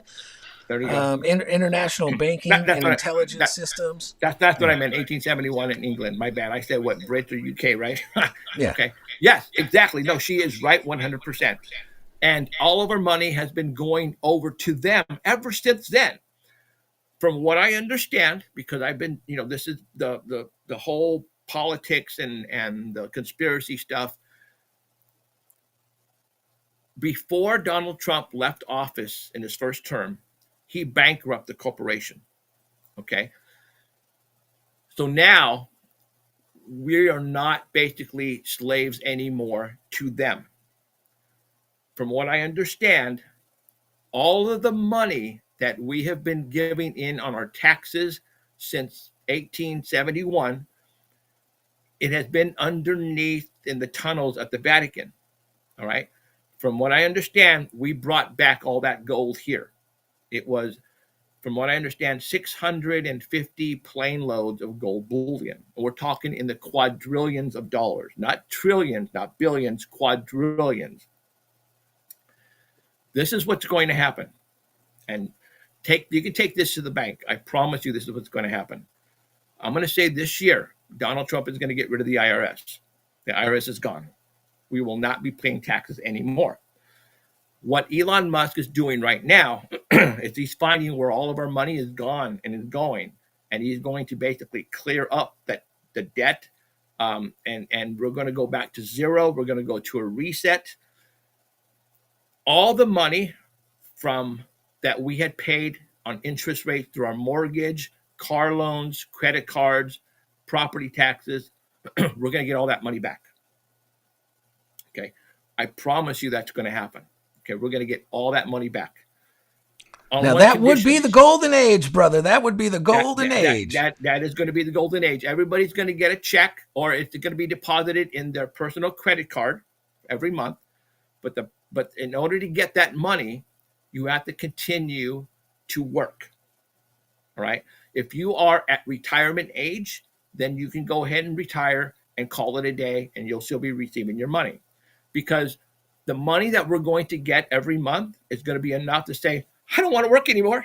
Look at this. The $10,000, $20,000 a month, whatever it is. You're not going to want to work. But in order to get it, you got to show proof that that you're still working. Because if you didn't work, then society would come to a complete stop. No food, no product, nothing. Yeah. All Well, right. I believe some of the robots can take over that stuff, but I still agree that, first of all, I couldn't do it. I couldn't just sit back and do nothing. Right. I like to watch some shows. I like to relax. I could do that for a week or two, right? I'm on vacation. But Right. I think that everyone, for our health, right? Because we're still, humans in the form that we are, spiritual beings, I believe. Right. Hue meaning Right. many shades and colors of light, and man meaning beings, and we're light beings. But we still, in this third dimensional realm, we still need to move around. We still Right. need to do some stuff, Yeah. and Yeah. Oh, yeah. keep the mind sharp and work. So, yeah. Yeah, I agree totally. Trump has already said on a couple of his rallies that he's saying that, you know what? Okay, well, so there's this word, or not word, but name, Nazara Jazara, that has been out for years, and it's, for those who follow conspiracy, you probably know who Q is, or don't know who Q is, but have heard of Q. Basically, well, I just lost my train of thought. Gosh dang it. Czar. Okay. Oh, that's right. No taxes. So Nazara has been talking about no taxes. And I've been talking about this for probably 8 years now. And to me, it was like, why am I talking about this? There's no such proof. No taxes. You're going to get your money back. Medical. Med beds are going to come out to cure cancers, to cure all kinds of diseases, and I never saw any type of vision, any type of evidence of this happening until 2 months ago, when Donald Trump said, "You know what? I'm going to get rid of taxes for waiters and waitresses on tips." Then I said, "You know what?" Then Donald Trump said, "I'm going to get rid of taxes on overtime." Then he says, "You know what? I'm going to get rid of taxes for people on Social Security." And I said, "Holy crap. He's talking about Nazara." Then all of a sudden in these rallies, he's going, "You know what?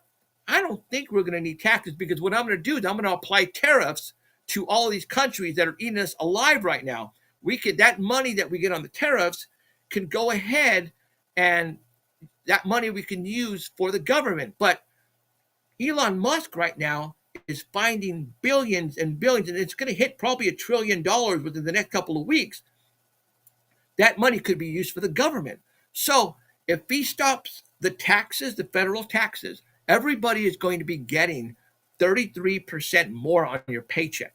All right. So a lot of people say, okay, how is this going to work? Well, what's going to happen is on product, they're going to apply a tax on TVs, on cars, stuff like that. And instead of paying $299 for a TV from Vizio or whatever, you'll probably pay $350. Okay. But regardless, you're going to be now bringing home a lot more money than you did before. And so with that money, you can afford now to go buy stuff. And the economy is going to shoot through the roof. And then if we get that gold bullion, which I believe it's the golden age that Trump has been talking about, we're going to be set for life. All right. Donald Trump had the big chip on that shoulder. All right. When he's finished, he wants to be the best president that ever freaking lived. He's even saying, "I want to see my head on fucking Mount Rushmore." I mean, he's saying that. It's sort of kind of, he's hinting it, right? So I'm thinking to myself, dude, if you take away the federal taxes, if you give me my money back on all the mortgage and all the interest rate that you paid, if you come out with med beds and the cures for cancer, you can put your head on whatever mountain you want. Okay? If you want, if this is going to make you the best president that has ever lived, man, bring it. Bring it. And that's what's happening right now. Okay, that's why all of these Democrats and deep state operatives are freaking out, because they are all going to be busted. Donald Trump, before he left office, rebuilt Guantanamo Bay, Cuba, and now it's 30,000 beds strong. All right, we have that reporter Catherine Herridge from Fox News, and she used to be on CBS and got fired. She's over there right now and is going to start broadcasting to us to let us know who they're bringing in to basically go through in front of military tribunals. Military tribunals, Dan. We're talking treason.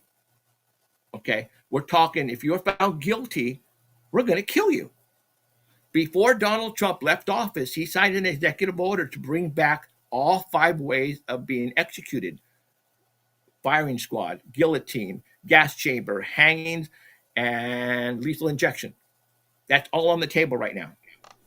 Okay, That's crazy. It is going to happen. All right. He even said Guantanamo Bay, Cuba is open. We're already starting to bring in the baddest of the bad dudes from the gang members from Venezuela and the cartels that we're busting. We're studying Guantanamo Bay, Cuba right now. They're at Gitmo. Right.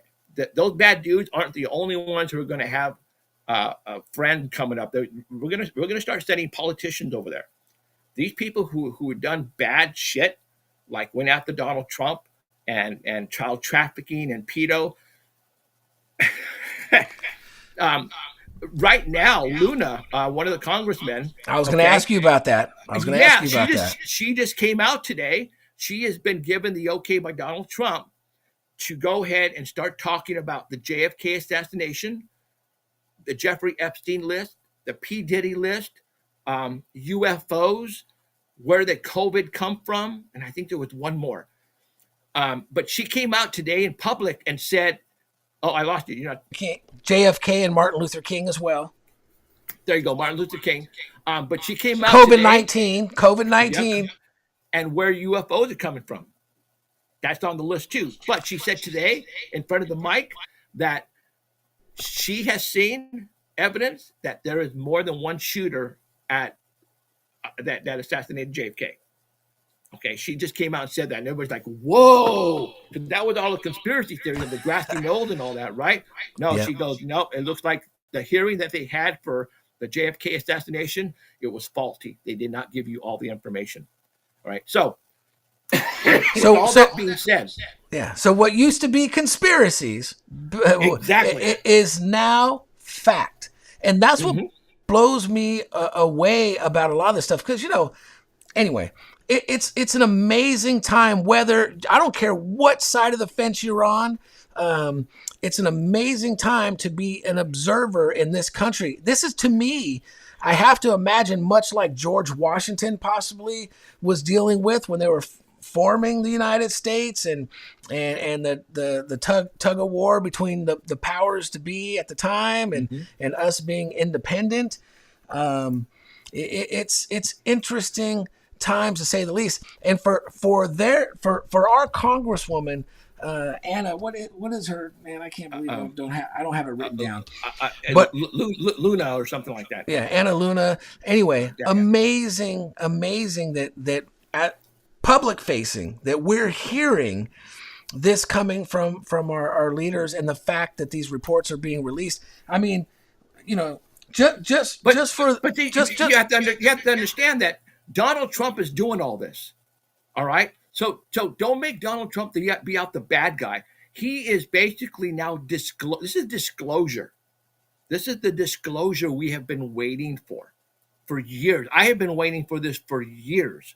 All right. So it's not the disclosure just on the JFK, MLK, and all of that, but it's the disclosure on the politicians who have been stealing and ripping us off and going to Jeffrey Epstein's island and using our money, buying mansions, buying cars, going on vacations, and your tax dollars and my tax dollars, people, they've been using it to have fun with.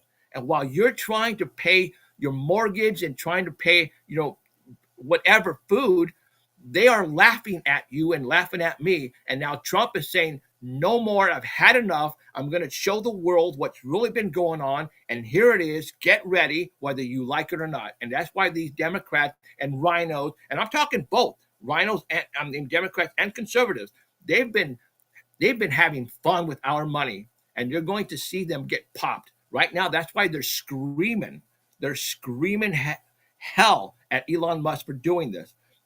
Yeah, it doesn't make sense to me that anybody right now would be jumping to any conclusions. Let the audit happen. Let all of it come out.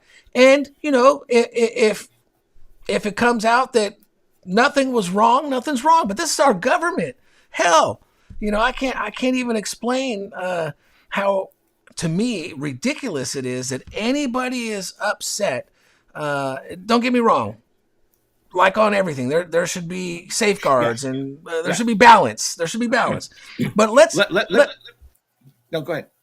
I was going to say, let's at least give the guy a chance. He's doing something that any other president could have done if they had the power. That also tells me, because look, they killed JFK. They tried to kill Reagan. They've tried to kill presidents who have attempted to share with us these deep secrets. So Trump seems to be the only one powerful enough or protected enough to even be doing it. Honest to God, and I'm not even going to say what I'm going to say. I'm just going to say this. It's a miracle, I think. It's got to be divine what's happening, whether you like it or not. God chooses different types of people to accomplish certain tasks on this earth. Okay?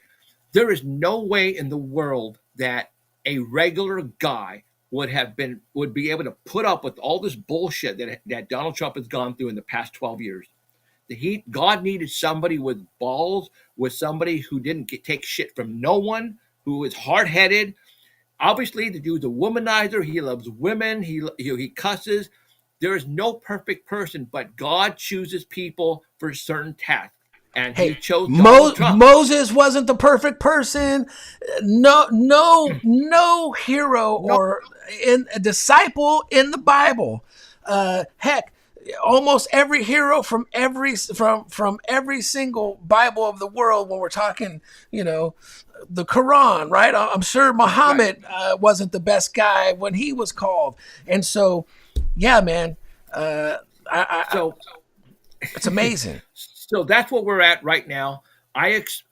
Every day when I get up, Dan, it's like I am like a kid before Christmas. I grab my phone to see, oh my God, because we're Pacific time, 3 hours difference from the East Coast. Like, what happened in the past 3 hours that I got to catch up, right?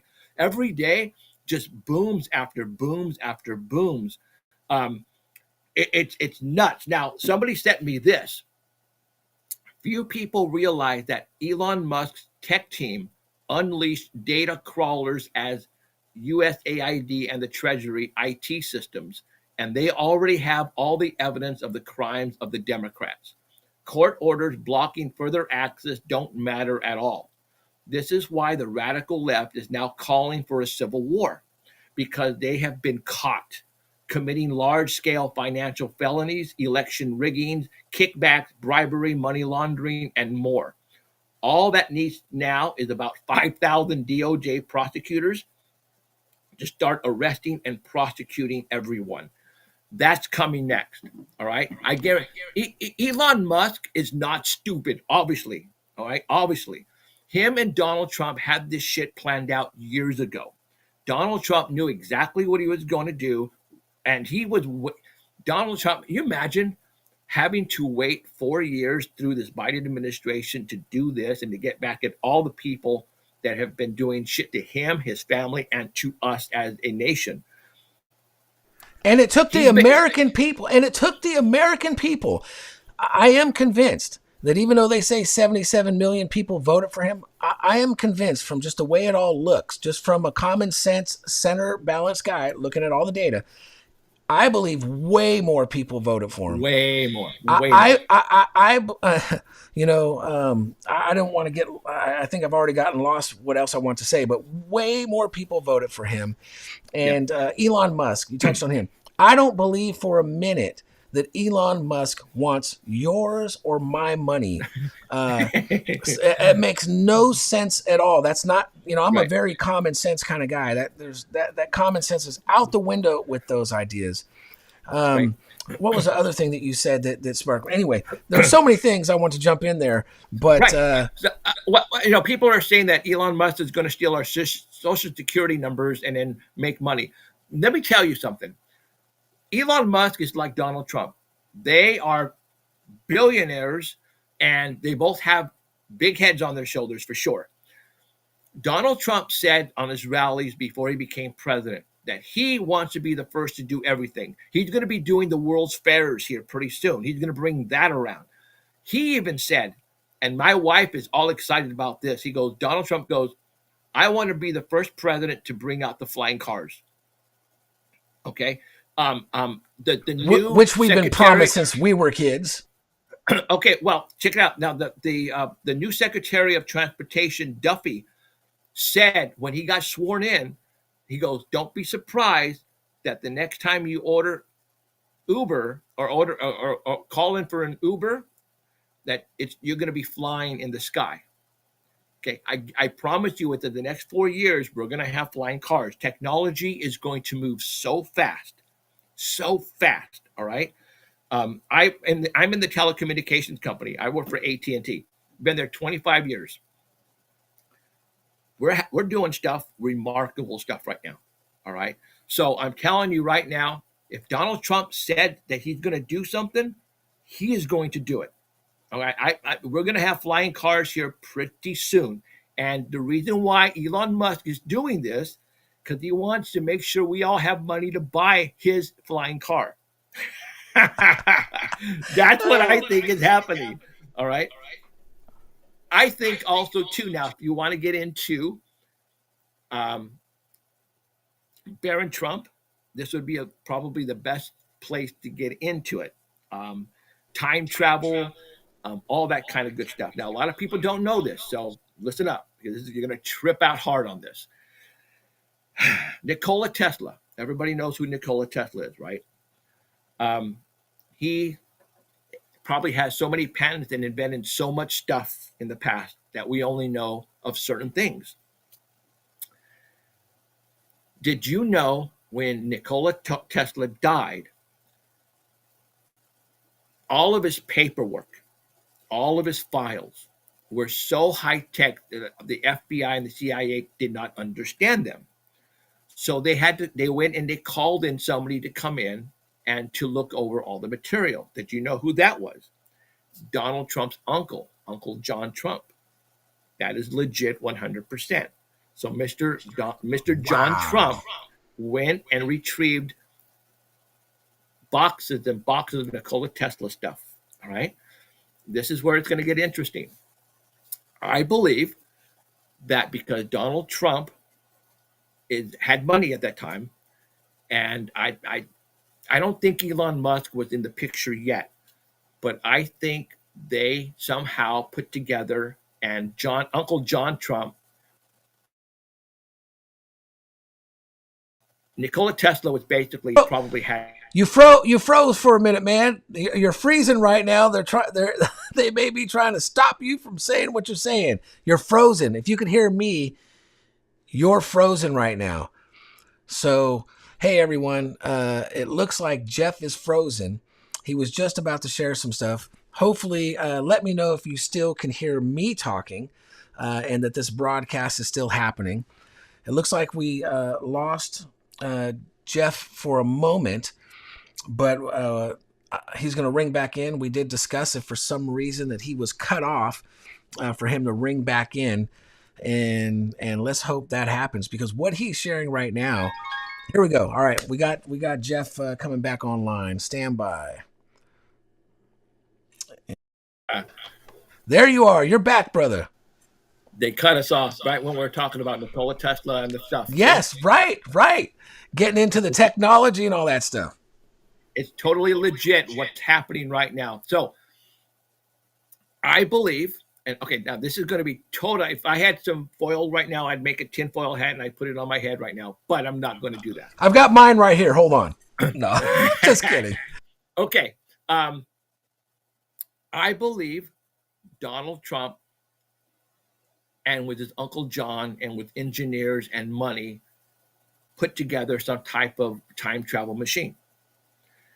I believe this is the reason why Donald Trump is still around, is still up. Because right now, Elon Musk and Donald Trump are taking down the deep state hardcore right now. It's like, how in the hell do they know where to go and what to do?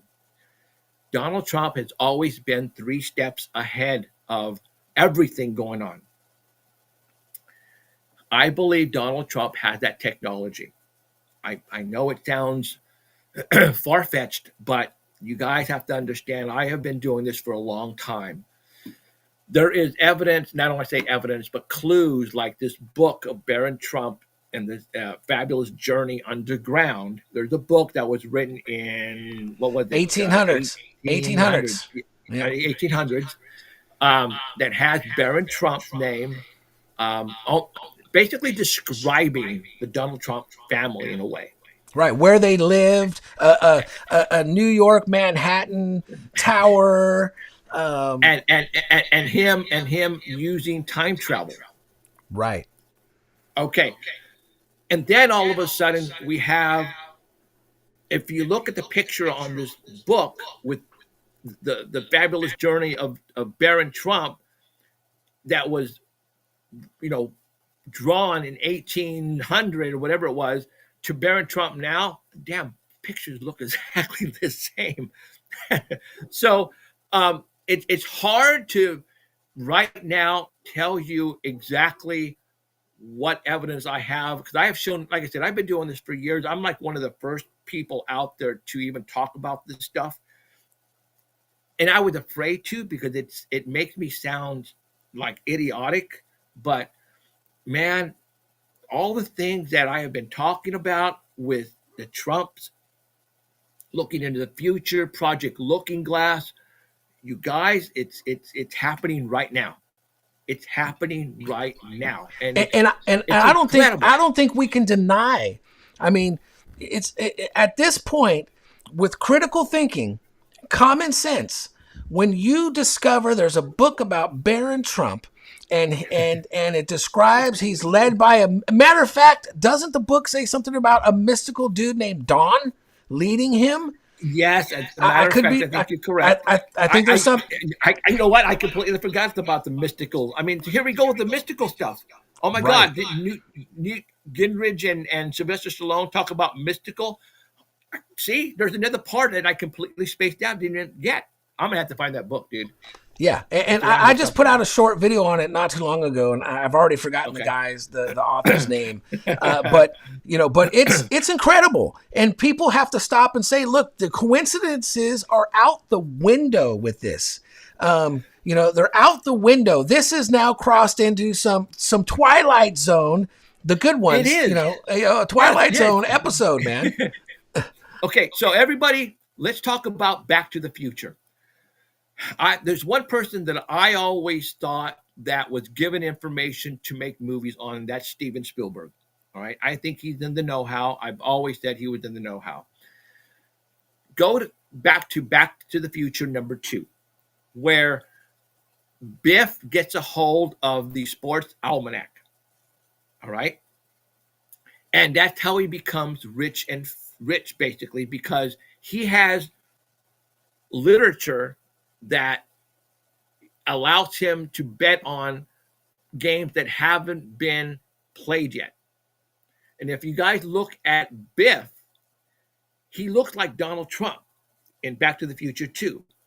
Look at where Biff is living. It's basically a large tower, like Trump Tower. All right? Inside Biff's tower, it's all gold, like Trump's tower. Come on, guys. This is not... Yeah, it's not it's not a coincidence. We've crossed the line, man. We've crossed the line. It is not coincidence. Forget it. And if it's out the window. I want to read a few comments that some of the people are saying for you to. Are they going to say, "Tell Jeff to stop taking drugs"? No one has said that, and I don't think they're going to say it.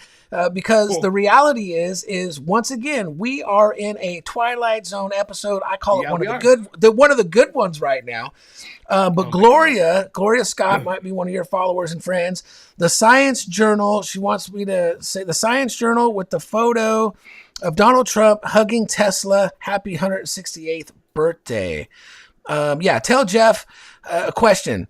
Jeff, tell the audience about the happy birthday Nick photo with Donald Trump. Photo hugging Tesla for Tesla's birthday. Supposedly, Tesla is not dead. Supposedly, he's still alive. And there is a photograph out there at somebody's party where Donald Trump is hugging this person, and that person is supposedly actually Nikola Tesla, who's still alive. Well, hey, now check this out. I'm just going to connect a dot. Now, this one might be a little out there, but check this out. Didn't they say today on national television from the White House that there are several people over 150 years old receiving Social Security? That's what Elon says. He says that he says, and you can take it either way, but I think the way I heard it, but then he's saying that people are stealing money and still receiving checks, and they're over 150 years old. I see what you're going with this, though. Yeah, no. He did say they're probably dead, so I'm not going to not say he didn't say that. But he said they're probably dead, and if not, they should be famous or in the Guinness Book of World Records. And we need to find out how they got to be 150 years old. You know, because show us how. But anyway, shit. You know what? I didn't have thought about that. Yeah, so I've got Gloria saying life extension technology exists. The elites have it. You know, I'm sure you know about this, so I'm just going to touch on that a little bit. Have you seen, there's something, I've got it on one of my presentations I did on time travel back in 2012, I think it was, and I update the presentation every once in a while. But there's those photos of celebrities, Jay-Z, Sylvester Stallone, many celebrities where there's pictures in the archives of them. It essentially looks exactly like them from hundreds of years ago. Sylvester Stallone being on some Italian painting from, that's a real Italian painting. It's 100% legit, and it looks just like Sylvester, and then we got Sylvester saying that Donald Trump's mystical. I mean, keep in mind, there's a high probability, and this may sound strange to some people, but there is a high probability that that life extending technology, or even what you eat, we've had forever the ancient myths and legends of the elixir of life, the philosopher's stone.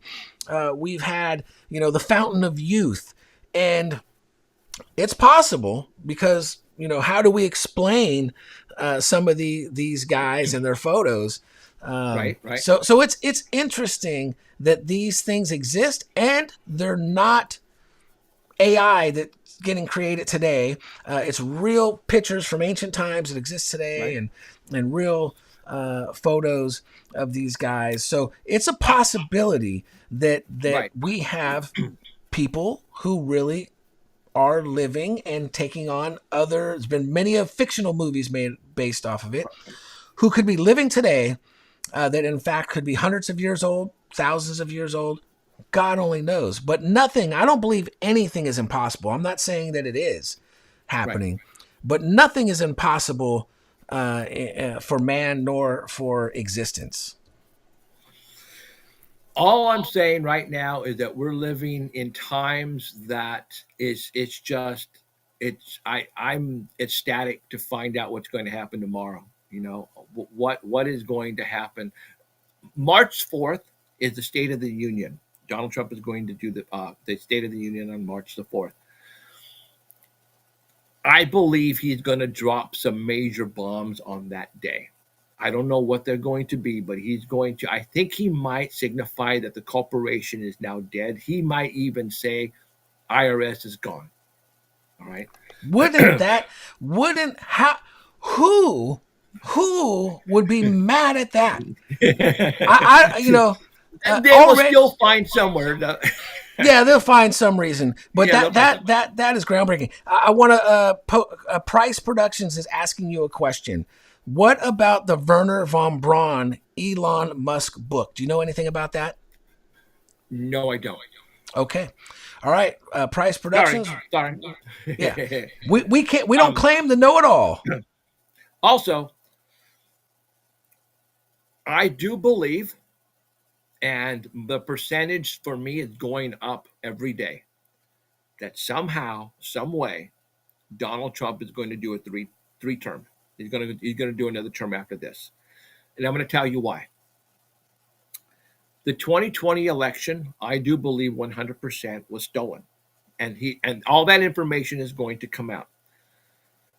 There's this one case that went through the Supreme Court called the Brunson case. There's a couple of brothers, the Brunson brothers.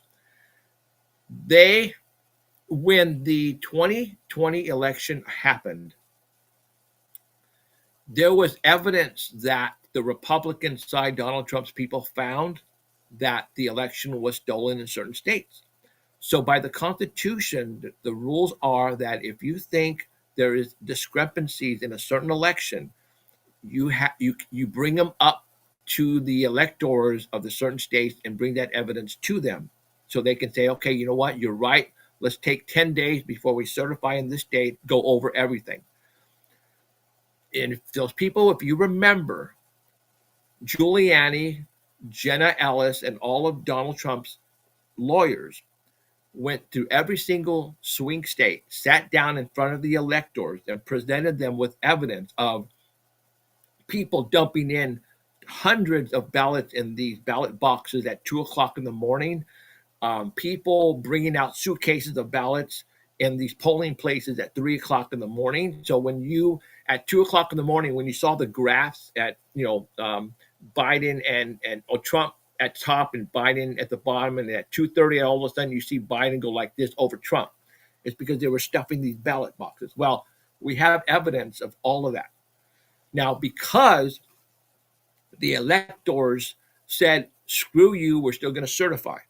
Then they went to Congress on January the 6th, when they certified the election in Congress. Each state congressman, gets up and says, we certify the election in this state. Well, by doing that, by not going by the Constitution and allowing the process to go over the possible of the stolen election, all of these people who certified the election, the congressmen, basically are now wanted for treason.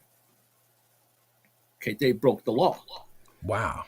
And from what I understand, Clarence Thomas already voted on the Brunson case, and this is going to come out that Donald Trump did win the 2020 election, which means everybody who voted and certified the election in 2020 are going to be arrested for treason.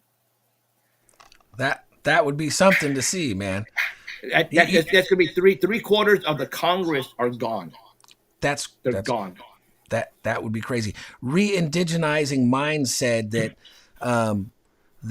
Arizona threw out over 1 million Navajo votes on the last election. Why? That's 1 million votes. That right. Even if they didn't vote for Trump, it's still, that's election fraud. That's election fraud. Okay. Right. There is so much evidence that we have right now. When Donald Trump, during his first term, he decided to bring out another branch of the military, and it's called Space Force. All right. There was a reason why he did that. I believe, and probably Dan, you believe this, that we already have special military vehicles flying in space.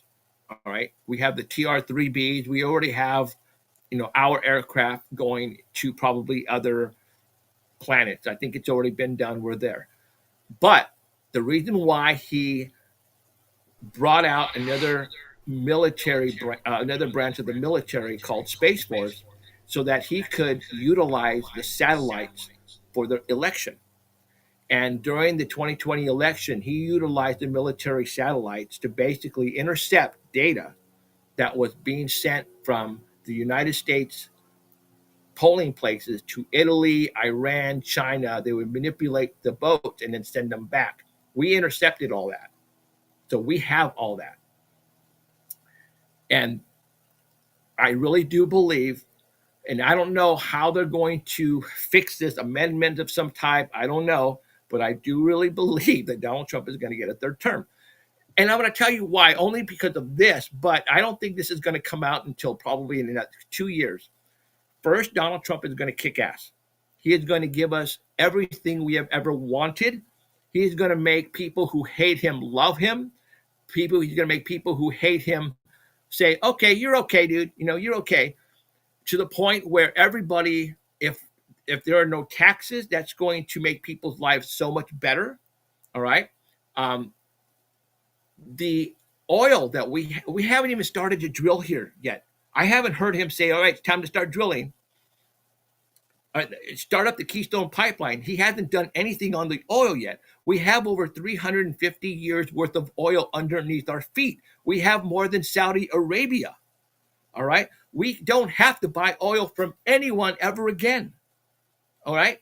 So I believe, and one of my chat friends brought this to my attention. I never thought about this, is that when we start drilling here, we're going to end up selling our oil to other countries, and we're going to start making so much money that Donald Trump signed an executive order 3 days ago for a wellness fund. I don't know if you heard about this, but out of the blue, he says, you know what? I feel we're going to make so much money, we're going to put it into a wellness fund, and in that wellness fund, we're going to distribute it to the American people. He just signed an executive order on that. That's, and again, part of Nazara Jazara. It's like, what the frack? So I believe the money, the trillions and trillions of dollars that we start selling from oil, he's going to put in that wellness fund. And then that's going to be part of the money that we're going to distribute to everybody. Yeah. I mean, that would be beautiful. I do think that my native brothers and sisters, my native ancestors, and those who are still native to the Americas, I hope that Donald Trump, because I know, I don't know exactly how he really feels, and I'm not talking about, anyway, I want to keep it simple. I hope he does consider, somehow doing something special for the Native Americans. That would be awesome. So if I'm throwing that out into the universe, I want to throw that out there. You said a few things I want to touch on. Flying vehicles, space vehicles, technology. I absolutely know we have it. I know our government has that technology. I have a theory that any spacecraft that has ever really crash landed, supposedly from alien tech, has been on purpose. If it was true alien tech, it was given to us. That's how they gave it to us, to reverse engineer. There's no doubt that there's a space, there's got to be a space program. And so I think it's awesome that he started that division, but I'm sure it already existed, and now they just wanted to give a name to it, a Space Force. And they're gonna the technology. You touched on this, so I just want to reiterate. I believe that we have the technology to cure so many diseases already, cancer and almost everything else exists because it exists in the medicines. Our Native Americans and many different ancient civilizations knew the combination of even herbs and remedies that were natural to have the body re-heal itself, regenerate itself, besides the technology that we have. I believe all those things exist. And of course, right now, I don't call it a conspiracy theory.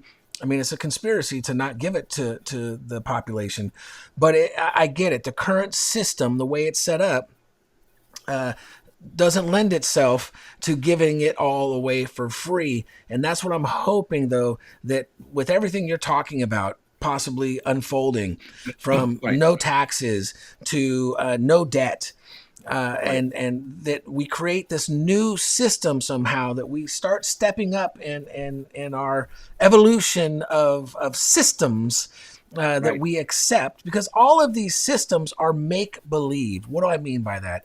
They're made up by us, just as when we were children and we said, hey, Jeff, let's play house, or let's play store. I'm going to pretend to be the guy selling stuff. Here's our money. We're going to agree that these mud coins are the money. So it's really just made up, but we collectively agree to the system. And we've made it very complex as time has gone on. And so I think, I really hope, because it's the only thing that makes sense to me of how we evolve, socially and for the world, for that golden age. Right. that that we make up something new, and that these technologies are given to us. The space technology. Barron Trump supposedly goes to Mars, I think, in one of these books, if I'm not mistaken. Elon Musk is sending people to Mars. It's to me, it makes me smile. It makes me laugh, because I don't believe that any of those are coincidences. There was no Barron Trump 20 years ago, right? He didn't exist, but this book about his whole story did. I also wanted to see. I already mentioned the medical stuff, the flying cars, spaceships. I believe. Also, I want to bring up that Donald Trump also was chosen because I believe he has royal blood. All right. He might very well have biblical royal blood, and I don't want to say Jesus royal blood. I'm not going to go there. But from what I understand, he is royalty from Scotland, which overrides England's royalty. Melania Trump, or Melania, also is from royalty as well. So, by saying that, Barron Trump is one special person. All right. So keep an eye out for that for sure. I had a gut feeling about 8 years ago that Donald Trump was going to be king of something. I don't know from what. All right. I'm not saying he's going to be king like Jesus Christ. Don't even go there with that. But somewhere, somehow, he's going to be king of something. Even he has, I've seen recently, given it up to a higher power, right? Right. Kash Patel. And this just came out not too long ago, and I bought it because it's like the plot against the king, and Donald Trump is the king on here. And Kash Patel wrote this book, child's book, like he knows what's coming. All right. It's odd. A lot of people are also using the word king when they describe Donald Trump. I've heard that recently. I've heard that. It's weird, dude. I tell you. So, and also there are people on the left, meaning the liberals, are also thinking about what if Donald Trump gets a third term. You got to remember, people, when Donald Trump supposedly lost the 2020 election, he never conceded the election, meaning that he never said he lost. When you concede and when you call up the other person and say you won, then you that's it, you're done. Donald Trump never conceded. The past, at Kash Patel's hearing on Capitol Hill, two of the congressmen asked Kash Patel, so did Donald Trump lose the election? All right. And Kash Patel said, well, Biden was certified as president of the United States. And they were trying to ask, no, Kash, that's not what I'm asking. Did Donald Trump lose the election? Why, even now, are they trying to get Trump's people to say he lost the election? Because they know that the Brunson case or the third term is still up in the air, and that might happen. All right. I know it sounds ridiculous, you guys, but listen to the opposite. Listen to the liberal media on Jesse Waters' show 2 days ago. The lady who's a liberal lady on there, she mentioned about the third term. It's like, what the hell? Glenn Beck this morning was talking about Donald Trump and a third term. Glenn Beck is still around. I didn't know that. Yeah, he's still around. He's still doing it. So, yeah. But so they're getting this from somewhere. All right. I don't know where they're getting this shit from, but are there people talking about it? I think I'm the only ding dong talking about this stuff. Okay, you're not going to hear it from Joe Rogan. You're not going to hear it from Tucker Carlson. As a matter of fact, going back to aliens, when Alan Thomas was my co-host on this podcast years ago, people would call up on the 24-hour hotline and said, hey, you guys, I'm being abducted by aliens, and I've been abducted since I was a kid, and I wanted to stop. Please help me. What do I do? And then Alan came up with the idea of saying, you know what? What if these aliens are not aliens? Then what if they're demons? So we instructed these people. We had like 3 people call in. We instructed these 3 people to say, the next time you're about to be abducted, say, in the name of Jesus Christ or the blood of Jesus Christ, leave me alone and go away and never bother me again. And for 2 weeks, after a week and a half, these people called in and they said, when I said the word Jesus Christ, these aliens would run out screeching, yelling bloody murder, and they never came back. So I'm going, okay, so you're telling me these aliens come millions and millions of miles from another galaxy to Earth to abduct people and only be afraid of the name Jesus Christ? That doesn't make any sense. Yeah, clearly they are interdimensional or demons. A lot of people, we use the words interdimensional nowadays. We're even hearing Congress and some of the reports from the whistleblowers, interdimensional beings. This is what we've been told for eons from biblical text. And whether you're from China, whether you're from the Americas with natives, we'll call it myth and legend, but really oral history, or if we're any part of the world, we've been told what it is. There are these dark forces and there are light forces, but the name Jesus Christ, I just said this, my last time, there is a power within the name. I know his name is Yeshua. At least that's what they most likely called him in his time. But still, Yeshua Christ, Jesus Christ, there is a power, an authority in that name that just eliminates, dispels, and just dissolves negative energies and spirits. So it's proof in that. 100%. Yeah. I want to mention Re-indigenizing Mind said native numbers 1776, birth of U.S. 260, sacred number equals 2036, death of nation, and 237 is one reed. Quetzalcoatl is the next prez of the res. And man, that is dope and deep. And so, and listen, I'm not, just like you weren't saying Donald Trump is Jesus, Donald Trump gives things to the higher power. Right. But the all of these things are lining up.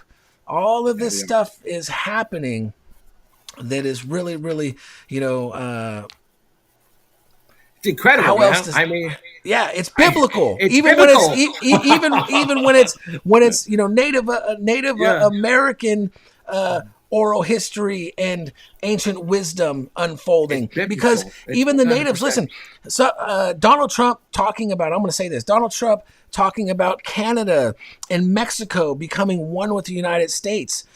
To me, when I heard that, I put out a post and I said, hey, I think it's kind of interesting and cool that if that would happen, because in my mind, there's ancient prophecy that says that, that this land is going to be the natives' land again, that it's going to come together as one, essentially. And so in a way, my response was saying, well, that would be interesting that they came together first as this one nation, United States, and then we turned into this new thing, the new Atlantis, the new Aslan, the new world.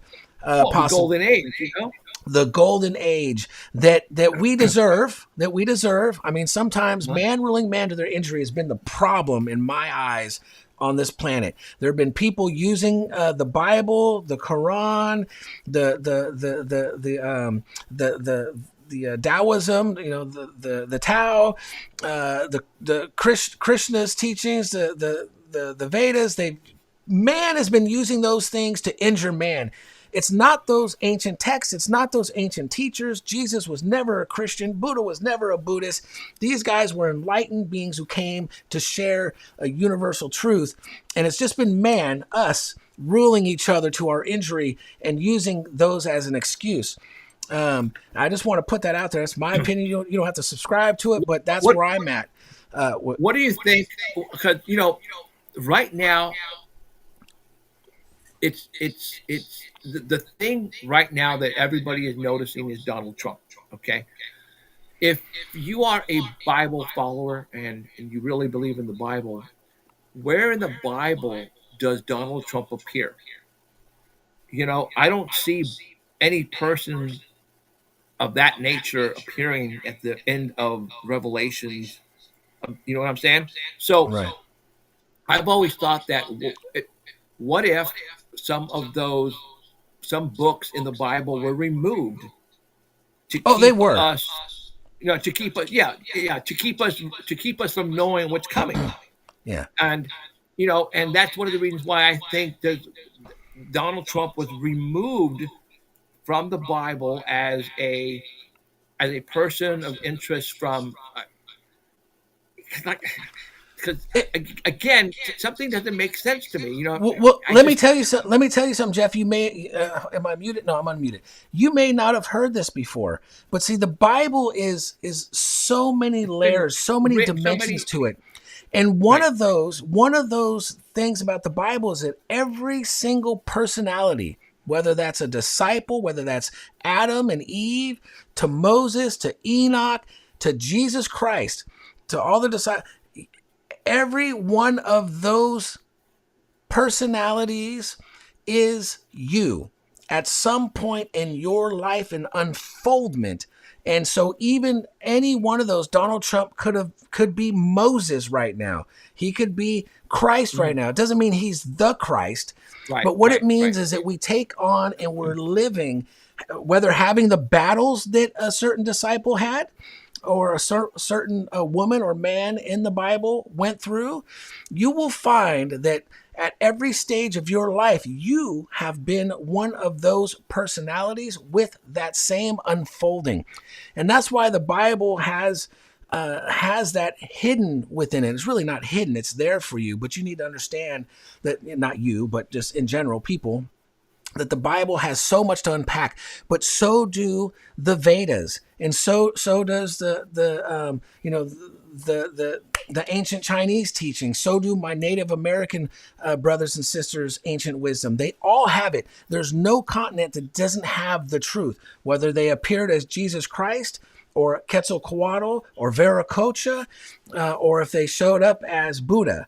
It is that same universal divine consciousness coming in and sharing this knowledge with people.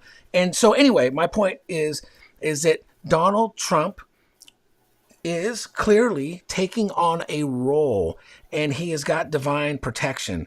And Right. someone, a better Bible scholar than me, can probably select and say, well, you know what? Moses went through this.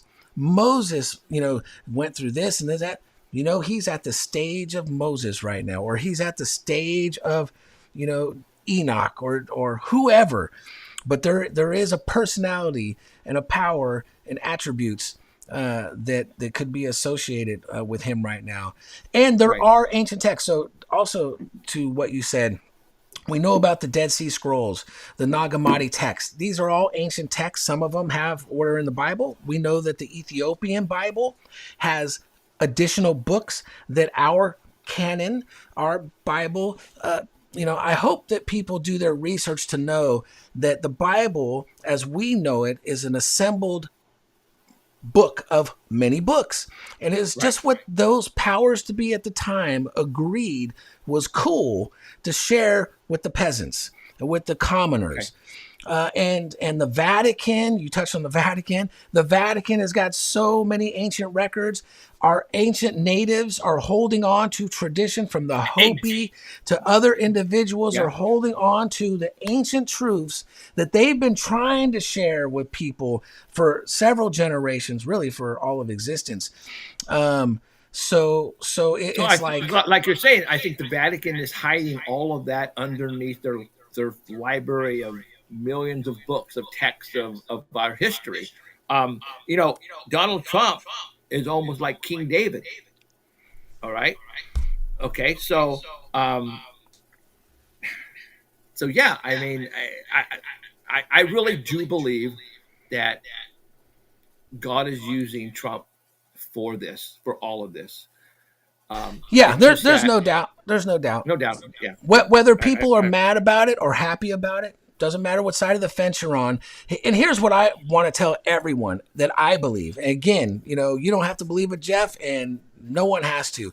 But I believe wholeheartedly I believe the universe, God, really, I call God cosmos. To me, cosmos can incorporate multiple universes, just cosmos. God beyond God. All of our ideas we could ever have of God, it's beyond anything. I call that the cosmos. That's me.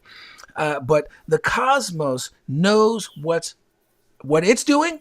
You know, we didn't bring ourselves into existence. We didn't bring the world, the planet, the stars. We are here having the experience. We are one with the cosmos. That I know. But I trust the universe. So even when it's a president that I'm not personally happy about, I personally am not out there angry and hateful. I may say, I don't really dig that policy. That doesn't work for me and my family. If it's something that is good, I'm down for that. Okay, that's great. You know what? This is interesting. I'm not hearing anything in my mind. And I hope I don't offend anybody. I'm not hearing anything that's outlandish that really hurts us. I'm hearing things of possible good. And I trust the universe. So even if because the reality is at a very low level, I'll call this the physical lowest, densest level. It's all entertainment. Republicans, Democrats, Fox News, CNN, it's entertainment. And the entertainment, the game wants you to pick a side, be a player, be an observer, be the victim, whatever. You got a choice. And so at that level, it doesn't, you can get caught up and you can get really upset and really hateful and really mad. But I trust the universe. I trust the cosmos that what's happening now is okay. And it knows what it's doing. And we have an active part to play in it. But I really think it's within our own minds, within our own hearts, within our own souls on how we think of our neighbors, meaning our real neighbors and everyone else. That however we're feeling inside and thinking is what our external world is going to produce. This is the teaching of the sages of the ages, that, your thoughts, your emotions are what your world will be. As within, so without. And so that's why I think it's important for people to be in control, to have a strong mind, even while these moving images and occurrences and events are happening. Still stay centered and stay in control of your kingdom of thoughts, so that though 10,000 may fall at my right and 1,000 at my left, or vice versa, me and my home shall remain untouched. And that could be for every one of us. So I probably just went on some weird tandem for some people. But really what I'm getting at is that it's such a big deal what's happening, and it's not such a big deal. It just depends on where you can center yourself in your current reality. So there are a lot of people who don't see what's happening.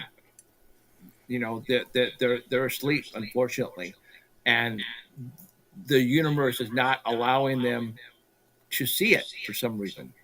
And I'm just glad that I am one of those people that is witnessing all of this. And maybe it's the ascension process. Maybe there are certain people that are allowed to wake up and see all this. And that's like you, me, and a lot of my followers. We're witnessing this great event, the Great Awakening happen. I consider it to be the Great Awakening. And there are people out there who are very close to me, don't see it. They just don't see any of this. They don't get it. They don't get it. They just don't see it. They don't see what I see. They don't see what you see. And it's okay. It's okay. On one hand, we love them. We love them. So we want them to at least see what we see. But at some point, once we share, this is at least, what I believe the Spirit has led me, because I used to go around and let you know how it was when you didn't ask. You know what I mean? And so now I try to, unless it's a platform here that we're having open discussion, let them know, share with them. And at that point, we got to love them and let them figure it out, because they're on their own individual journey for their life anyway. But it doesn't make sense to me. So I just want to agree with you that some of it just doesn't make sense to me. Whether they're angry or happy, in extreme ways. I've come to the point where I can't wake them up anymore. We're at the end game, and unfortunately, I have to take my family with me on this ride, on this journey. And we know the outcome, we know what's coming, and we are so excited for it. And the people that I know who follow me and they're with me all the way 100%, who have been with me for years, see this and they're excited as well. And I just can't wait for tomorrow. To be honest, I really can't wait to see what's going to happen the next couple of days, because the way it's been going, dude, it's like I can't keep up. It's nonstop, man. Yeah, it's amazing. It is amazing what's coming down the pipeline, man. And once again, because it's just, I go, wow. I would have never thought that they'd even say that on TV. I remember hearing, I think this was during COVID, where I remember hearing the chairman of the Federal Bank Reserve saying, "Oh, no, it's all just numbers now. It's all just O's and ones in the computer." Where before, oh my God, I've shared with people going, "Look, it's not based on anything. It's just all in the computer," which is fine. We agreed to that. But oh no, it's based on this. I go, okay, look. So it's amazing to me the things that are coming out of people's mouths. It's amazing to me that it was a conspiracy that COVID-19 originated from a Wuhan lab. And Donald Trump, and this is one thing that people have to understand. Like I said, I don't care if you hate him or love him. He doesn't appear to be the kind of guy that I would have been hanging out with and say, "This is my buddy, man. We hang out every weekend." Right? It's just not my cup of tea. Possibly, but I don't know him, so I shouldn't say that, because maybe he's a great guy. And that's another thing. Everyone's judging everyone. Everyone is prejudiced. I'm not saying everyone's racist. Everyone is prejudiced because they're prejudging people before they know them. And how many times in life have we looked at somebody and said, "I don't like that guy. I don't like how he talks. I don't like what he's saying." But and then especially as teenagers, we get in a fight with that person. We become best friends after the fight. We realize, you know what? I like you. You like me. Anyway, my point being is that I think people need to have a little more grace, period. And that's with Biden, Harris, Trump, all of them have a little more grace. But see, I got caught up and have drifted from what I originally wanted to tell you. What were we talking about right before I went on my tangent? Because you spawned something in me, and I see. Oh man, just we can't wake people up anymore.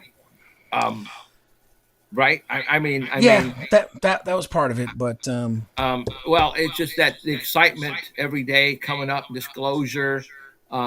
We know what's coming. Unfortunately, they don't. I think that's what I was saying.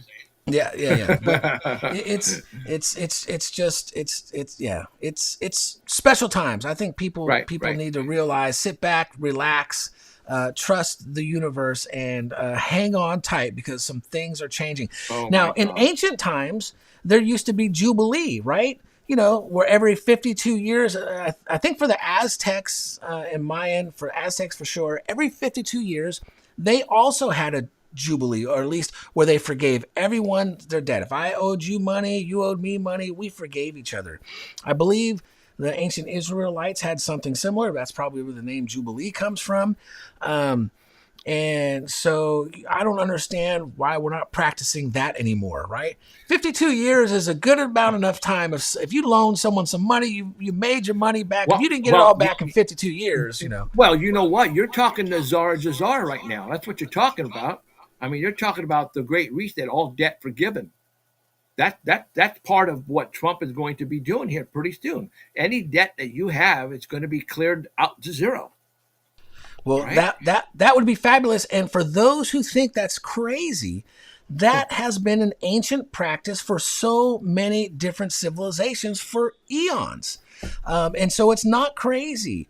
It's only crazy, to us for the last couple hundred years, apparently. But before that, it was a practice because there's no need. God, beyond God, cosmos has given us everything for free. The sun shines on everyone we call wicked or righteous. Doesn't matter what we call them. The sun is shining on everybody.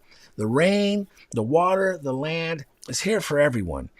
And so, yeah, so there needs to be a reawakening in that area. Well, that's definitely coming though. Yeah. And so a great reset, no problem. Now I don't have the solution. I haven't even tried to think of, well, how does everyone, their houses, their property, blah, blah, blah. There's a way, and it's not going to happen, I don't think, like that anyway, to where it's like just this massive change. It's going to come slowly. But I think you said something. Oh, you said things are coming down the pipeline. That's kind of maybe where you were before I went on my tangent. And all these things that are coming out, if they're good for the people, let's chill and see what it is. Let's receive some good, man. Don't be against that. I want to read some comments that people have been saying. I want to make sure because we appreciate everyone that's been hanging tight with us. It's a hard pill to swallow for sure. That's Gabby. Re-indigenizing minds. The meek shall inherit the earth. Gloria says the Naga and Usango were ruling in ancient India. Getty said they lost their earth connection. These are probably all due to comments we were saying.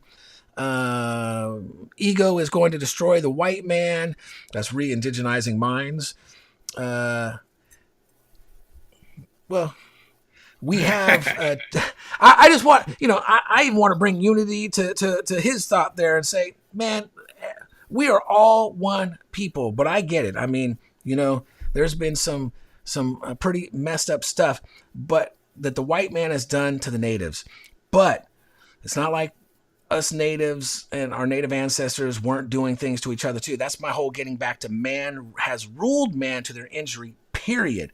No one is escaping that hard truth, and it doesn't make it right that anyone did it. By the way, we have checkmate. We now are going to observe how they're going to react to it.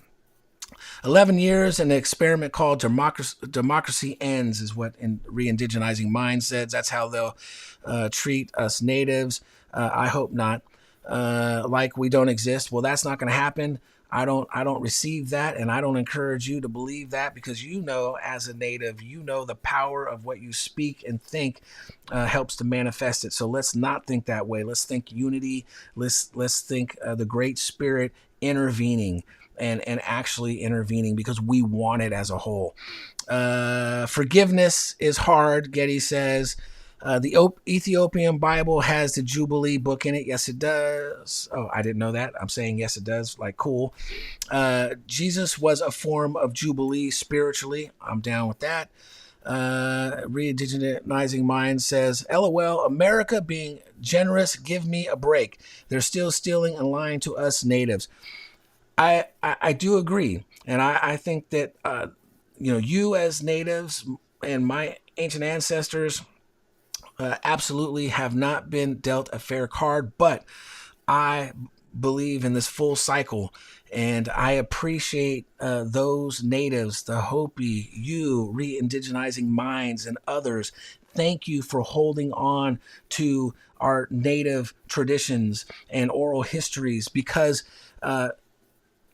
obviously I am a native descendant. I was born with 6 fingers on each hand, 12. My grandmother coming from Michoacan, Mexico, and who was of Aztec and Mayan descent. And of course, I didn't get to be brought up even speaking Spanish, because it wasn't cool in the 70s for that to happen. So thank you guys for holding it and holding down the ceremonies and everything. We appreciate you and love you. And I just believe it's all going to unfold properly to all of our benefits, so that the white man, the red man, the yellow man, the black man, all men and women are unified, and we stop ruling each other to our injuries, that we come together and we have this golden age for everybody. And Getty says the banks are unforgiving. They'll lose their power and wealth. I think that absolutely the money system's got to change, even with robots. And I want you to ring in here, man. I'm doing all the talking because I'm seeing the comments and reading them to you, but I want you to feel free to ring in. Right. I've said it before, with the androids or robots and with AI, it can offload a lot of the work that we can do. So there's got to be a new money system, that digital system. There's got to be enough for everyone. There's got to be, everyone deserves to have a place to live. Everyone deserves to have food and the resources that come free. And I don't have it figured out. So there's got to be some working. We got to do some doing.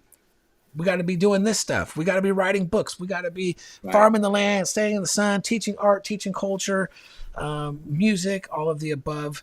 And we all bleed red. And you are welcome, Re-indigenizing Minds. He says, thank you for saying that, Dan.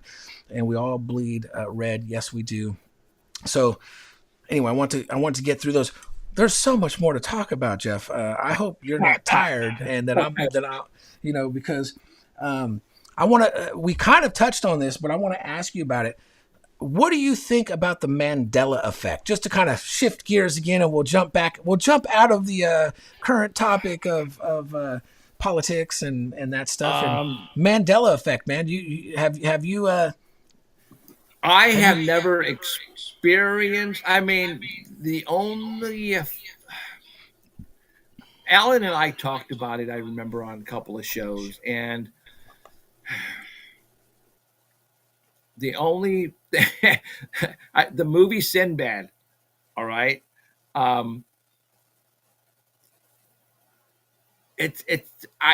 really have never really got into it that deep as far as the Mandela effect. I've never had anything happen to me to make me think, hey, wait a minute, wasn't it supposed to be this and not that? I've never experienced anything of that nature. So I have the Bernstein Bears.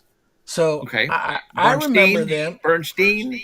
I remember them as the Bernstein Bears. So Bernstein, whatever. But that's one that I look at. I go, man, I remember Fruit of the Loom. Supposedly Fruit of the Loom. I remember the little concha shell or what have you that was on it. But apparently they say that didn't exist. Nelson Mandela, so is where the name Mandela effect comes from. Supposedly, everyone remembers him dying in prison. What's crazy for me is that I kind of have a memory of both timelines. I do kind of remember, I remember hearing he died in prison too. But then I also 100% know that he got out of prison. And so there's some weird things. What do you think about, even right now, right? There's possibly a timeline where Donald Trump was assassinated, where he was in fact in 1985, I think it was, or something like that. But yeah, I heard that too. And so we have. I believe it's possible.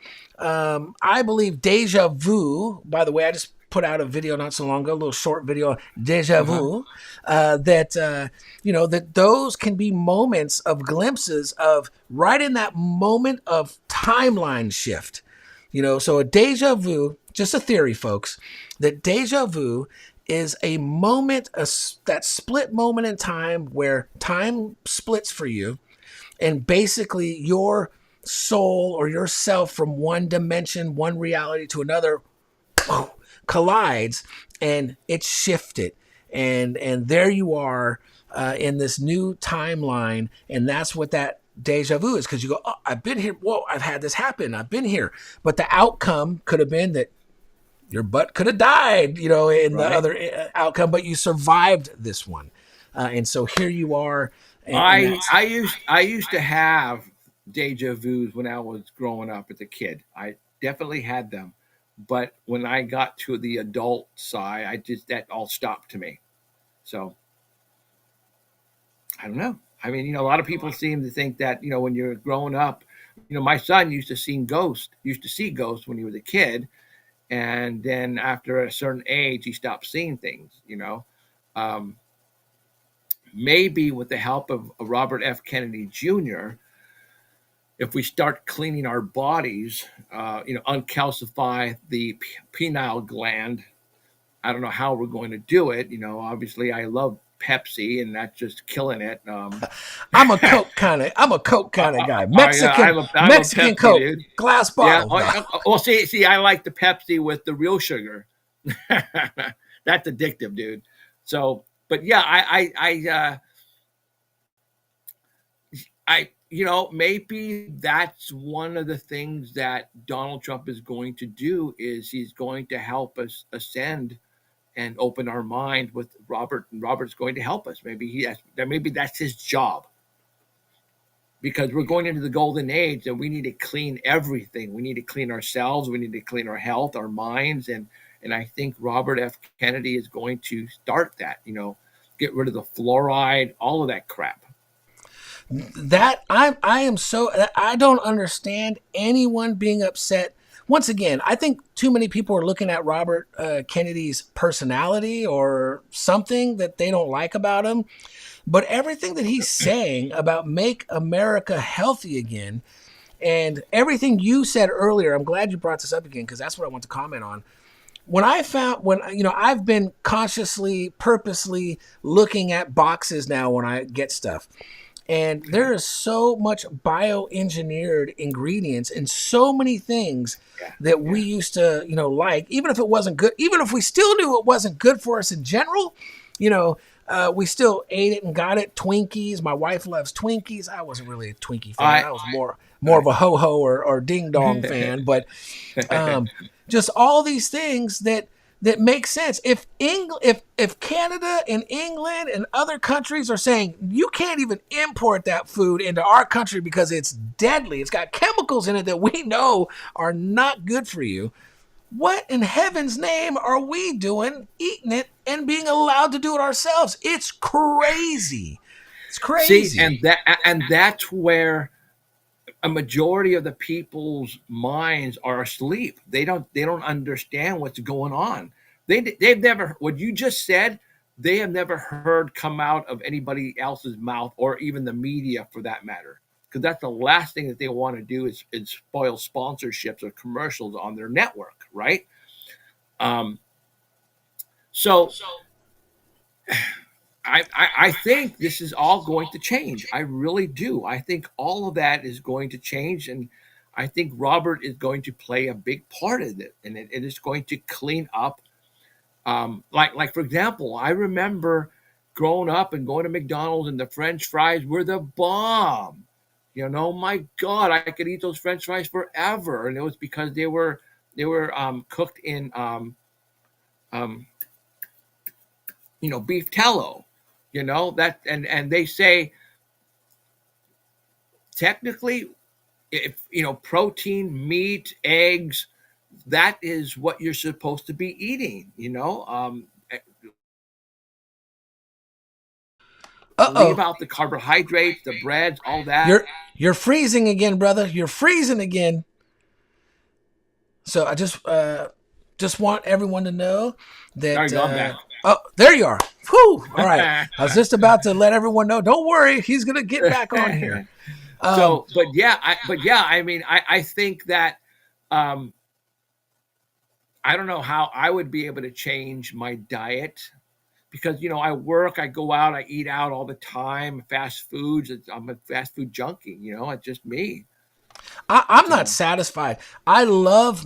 Don't get me wrong. McDonald's, I think, to me, still tastes the same. Like I eat a cheeseburger. It reminds me of eating a cheeseburger as a kid, but I don't like it because I don't feel satisfied. And I feel like I didn't eat. So I know it lacks the nutrients and whatever is supposed to be in it that my body says, I've gotten some energy out of this, it's just not there. Don't get me wrong. I would love to have it. And definitely I should be way thinner for how much better I'm eating, but that's just not happening. I want to read a few things from some people. It may be off of what our current topic is, but I don't want them to think that their questions weren't important or comments. Getty said the quantum and the AI is a system or mechanism of the universe. I feel it has a sense of preserving all living things. It's the ones controlling and trying to weaponize it are worried. Think how easy it is for them to change history or its perspective of it. Gloria says, I remember seeing Winnie Mandela's wife being referred to as the widow of Nelson Mandela. See, there you go. Someone who how do you explain it then? It's like, what the heck is going on? Timeline split, man. Somehow, look, I know that time travel is real from mental time travel. So I've got that resolved. Like in my mind, I've experienced it. I've had dreams and visions of the future. I have documented them, whether spoke them out loud and shared them, or written them down. And then those have unfolded. And so I've had the experience, and so have others. That to me is 100% possible. You can travel forward and backwards in time through the mind, through consciousness. Now, I'm no quantum physicist or, relativity. I'm no PhD in any of the mathematics or sciences for quantum mechanics. So I haven't been able to, for myself to work out the mathematical equation that says that time travel is possible. But the reality is, for me, and I believe this is true, don't have to believe me, all is mind, all is consciousness. And if all is mind and all is consciousness, then timelines and realities can shift on a collective conscious level. And some of us can hold on to that other reality, so to speak, that other timeline is probably the best way to say it, while others have no memory of it. I haven't got into of reasoning within myself to know why one group of people would have the memory and the others won't.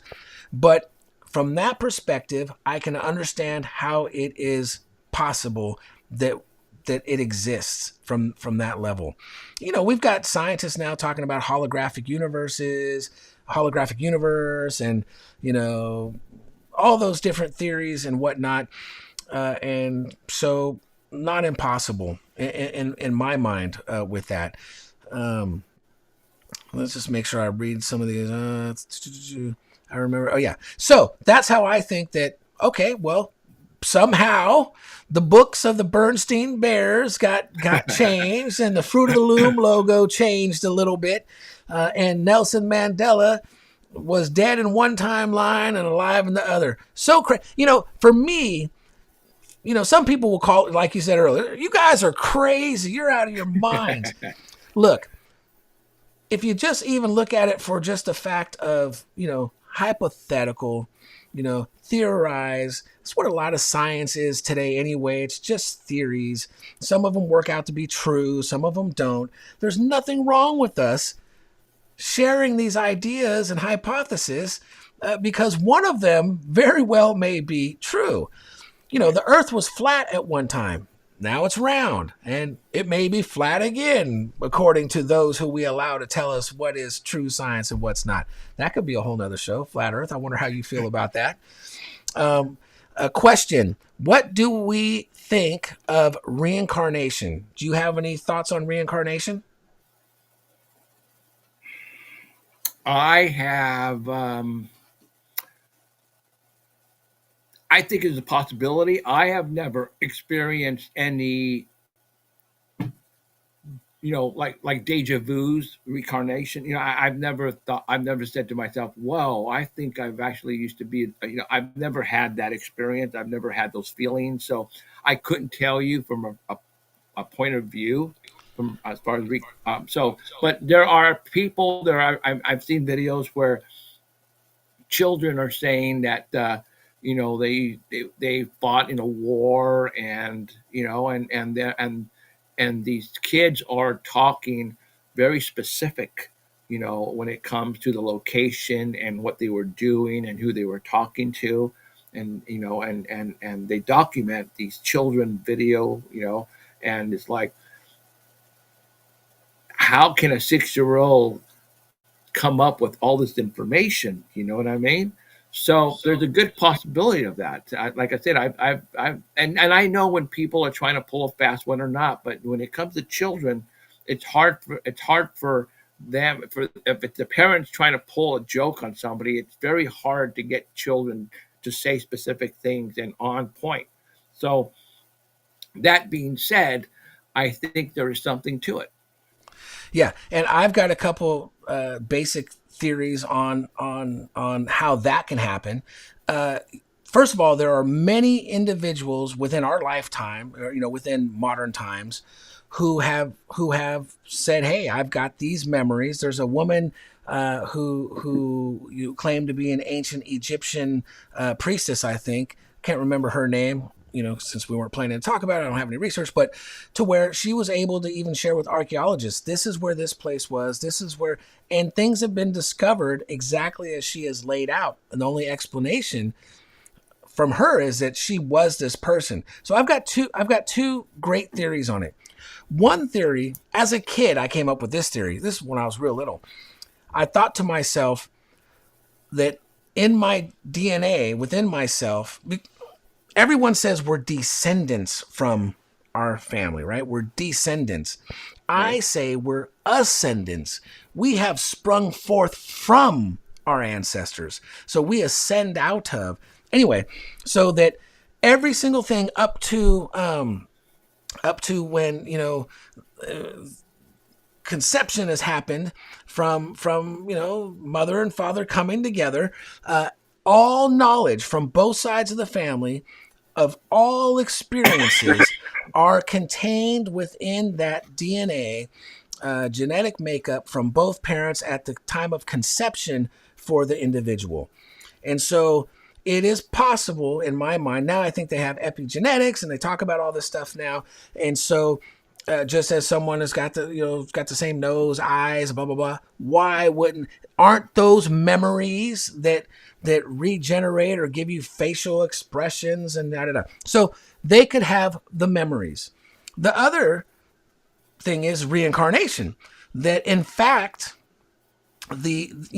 our soul, this is our body, this is my hand, this is my head, my face, my legs, my arms, but it is not me, because you can't see the true me that is within the body or controlling the body, the soul. And so the soul is the traveler of time and dimensions and can have multiple lives. In fact, I like reincarnation far better than heaven and hell, at least for one lifetime. I'm not denying there's not some heavenly spaces or there's some lower spaces. Heck, and anyway, I'll start talking about other stuff. Earth could be hell, as far as I'm concerned. Could be for you. Not for me, but could be. And this could be heaven too. But my point is that it makes perfect sense to me that reincarnation is in fact your soul developing, experiencing, doing what it's doing in multiple lives. And so you carry the memories. For some reason, the rules have been set generally that once you are done living one life and you come into the next, that most people don't have those memories.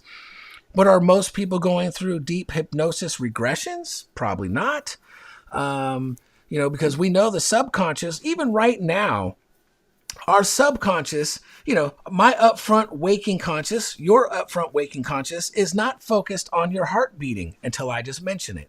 You're not focused on breathing until I mention it. So other than that, we have a whole subset of systems and activities going on that's being run by our subconscious or even superconscious, however you want to look at it. And so since we can even observe these little glimpses of what we believe our reality is and how things are working, makes perfect sense to me that we can have multiple lives. I've had dreams. I'll call them dreams, but I've had dreams and visions. I was in a bathroom, and I was looking in the mirror, and I was looking at myself, and and everything was fine. but it wasn't this face. And I realized, oh, hold on, that's not me right now. And I touched my face and go, this is crazy, and had long hair and long beard and, but was looking in a mirror. I've had another vision to where I was some kind of Egyptian or Aztecian type king or in some kind of palace and was some kind of prince or king. And basically I had a knife and I did a self circumcision in this dream. I'm sharing with people, this is a dream, or a vision or a past life, to where, so anyway, I've had personal experiences in that. I think those are two solid theories that can work for reincarnation. So yeah, those are my theories. And for now I'm sticking with them. And there's just too many examples and too many people. It can't be explained away. So it's got to be one of those two ways or some other way I haven't thought of. Right. So yeah, I think reincarnation is way better than having one life, man. Well, you got one life to live, and you had some bad parents teach you all the wrong stuff, and you hung out with all the wrong people, and you're a victim of your surroundings and circumstances. And of course, you still have your own conscience and you still made stupid decisions, but you only get one. Man, that doesn't seem like a loving God to me. But I could be wrong. So I went on too much with that. Only deja vu. R. Gonzalez says, only deja vu I had was in Bakersfield. It was at a strip club. LOL. Okay. And you know what? Hopefully you made the right choices while you're there and left. No, I'm just playing. Getty says Coca-Cola. I'm hoping they mean Coca-Cola. They say Coke, but I'm sure you mean Coca-Cola all the way. Gloria says, as a child, when I woke up in the mornings, I could see the prana in the air. And that's awesome. And I'm with you on that. I have also seen such things. What dogmas are we not being taught? Someone at Getty says, what dogmas are we not being taught?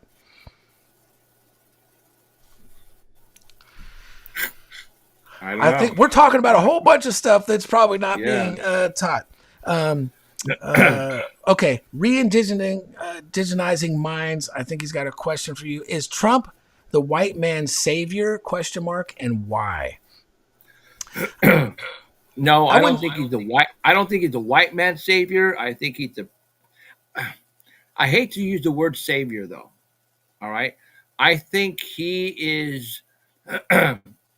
He is here because God wants things to change. The word savior scares me because then people think automatically you think he's, much more than Jesus and you're going to worship him. And, and I just think Donald was placed here to clean this shit up. I think God said, I've had enough with the child trafficking, with the pedo, with rituals, with all of this going on. And I think God said, I've had enough. That's it. I'm done with it. And I think that's what is happening right now is a cleansing. I think we're cleaning things up and all the bad people are going to be brought out and taken out. I really do believe that. But a white man savior, I don't think he's a savior. I think, he's just here. He's here for a job, and that's what he's doing. Yeah, and I'm going to say something because I polled during the election. I actually randomly, when I'd be places, whether I go to a restaurant or I'd go meet people, I would poll people, and I would just say, because I guess I have an approaching way to ask them. I go, hey, who are you voting for? What do you think about what's going on? Let me tell you something. And this is what makes me think that way more people voted for Donald Trump than people think. I was, because I didn't say anything about anything. They immediately gave it up. I was at a Chinese restaurant. The waiter who was helping me didn't speak that great of English. But I said, hey, what do you think about what's happening in politics? Who are you voting for? And he goes, Donald Trump, Donald Trump. Oh my God, Donald Trump. And 100%.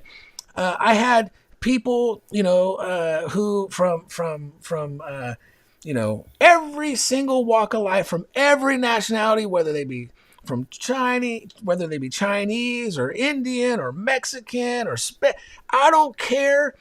95%, because I'm not going to say everybody, but 95% of them told me, and they were immigrants. Basically, they were first time Americans, and 95% of them who weren't already American citizens straight up said, I had to go through the process the legal way.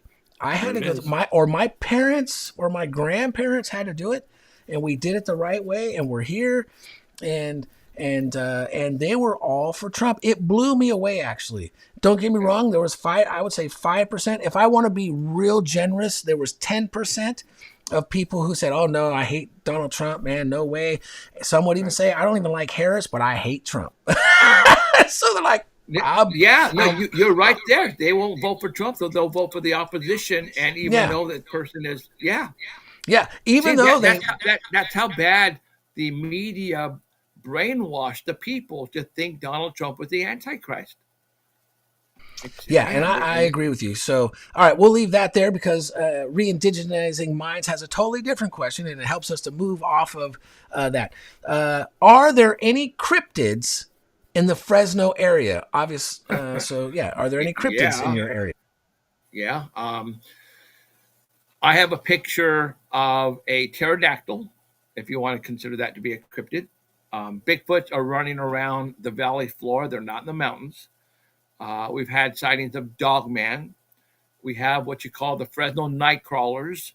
We don't know what those are as of yet. Up near the Kings River of a town called, a lake called Avocado Lake, we've witnessed bungee or troll-like figures running down the road. So there's definitely something going on here, okay, for sure. And that's one of the reasons why I continue to do this, because of all those, what I just said. You have to think, a pterodactyl, come on, Jeff, really? But there are, and I have them. Somebody sent me out of the blue, and I think I know who it was, but when I was talking pterodactyls, because I've had several sightings of pterodactyls from people. And then somebody sent me, and this was the 1871 paper clippings from the Los Angeles Herald. And I have those paper clippings. They're legit, where there is a town south of Fresno called Selma, California, and it runs near the Kings River. In this newspaper, the LA Herald states that they brought people down to Selma, California, along the Kings River to hunt for dragons. And this was in 1891, I believe it is. And those dragons, they basically they're talking about pterodactyls. All right. So we're talking 100 years ago. And then I got a call in downtown Fresno, of all freaking places, that some guy was on Belmont Avenue in front of a used car dealership, and he was looking up in the sky, and he saw what it was, a kite. The kite, he thought it was a pterodactyl kite, until the wings of the pterodactyl flapped, and then it went nosedive and it went down. And as it was still in the air, he took a photograph with his phone, and I have it. But that's not the only time there's been pterodactyl sightings over Fresno. So what the heck, dude? Okay, we got pterodactyls, we got Bigfoot, we got dogman. Okay, and these are people who are calling me, and then I have more than one caller, and they're not up in the mountains. I'm not talking the mountains. We're talking the valley floor between the hills and Fresno. The Bigfoots are running around all over the place down here. And it's been like that for such a long time. And, and like I said, I used to have a show on the Fox network here in Fresno locally. I only had like 3 or 4 episodes. But with my face on local TV, I had people calling me and saying, "Dude, I just saw your 30-minute TV show. I got to tell you about my sighting I had in you know east of Fresno or whatever." But I recently I had a Bigfoot sighting west of Fresno near the 99 freeway. I had a lady and her grandson just finished shopping here in Fresno. We're on the way to Kerman on the White Bridge Road, and a Bigfoot ran across the car, and she almost hit it. Okay, it's like, all right. So I interviewed her. I recorded the interview, and it's like, she saw it. Her grandson saw it too. It's like, what the frack? So these things are running around all over the place. People are seeing them, but they're keeping their mouth shut. Because do you think really they're going to go, and who are they going to tell? So I'm hoping that one of these days, my name, my face, and my name is going to get out there to the public. Will finally understand that, hey, there's somebody here in Fresno who you can call, and I'm not going to make fun of you, because I'm pretty sure there are people who have video and who have pictures, and they're just put away someplace, and they don't want to bring it out because they know people are going to make fun of them. And I think I'm going to change that. Yeah, and I believe you are, and you're already helping to change that, Jeff. I want to, matter of fact, I think this is a good time to mention this. What is that phone number? Because I'm sure you're not limited to just Fresno. No. So do you have that number to share with people that they can call and report?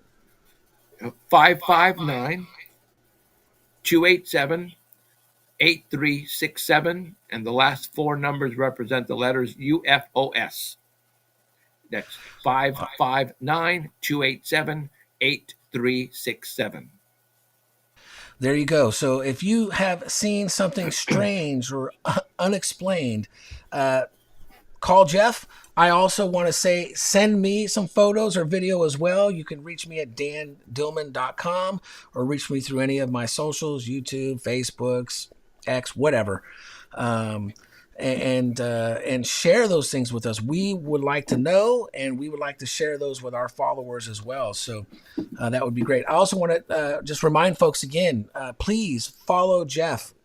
What he's doing, the info that's flying out of his timelines is relentless, informative. Non-stop, man. Yeah, nonstop.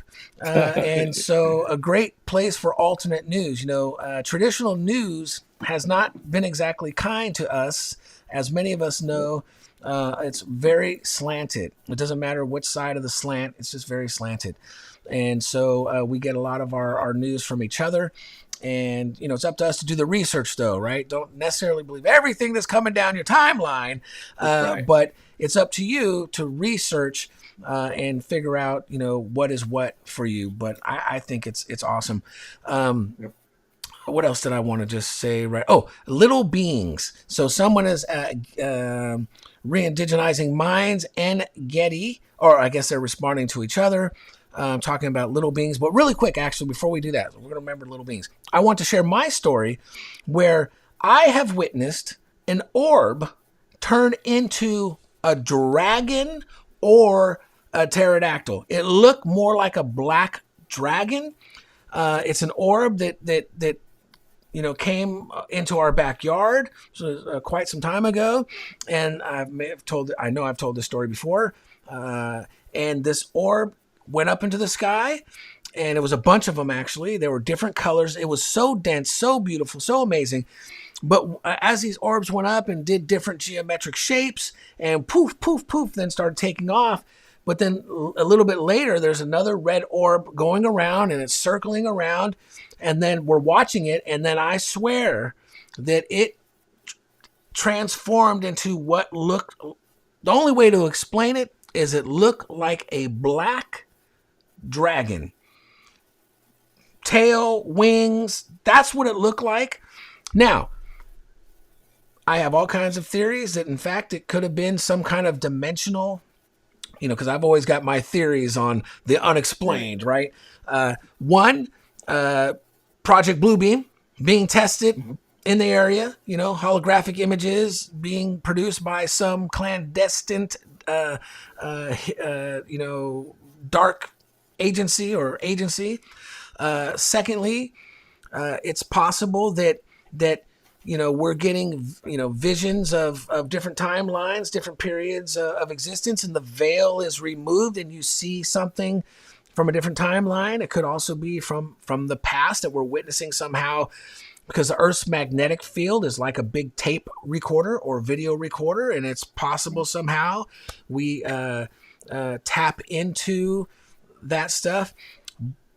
So anyway, those are just theories, so people don't think I'm crazy, but it is what we witnessed, me and my son, and it was just crazy. So it fits right in. And I've also seen those newspaper reportings of pterodactyl, type creature, and Right. the Native Americans have their oral history. I'm going to try to really, instead of say myth and legend, say oral history of such things.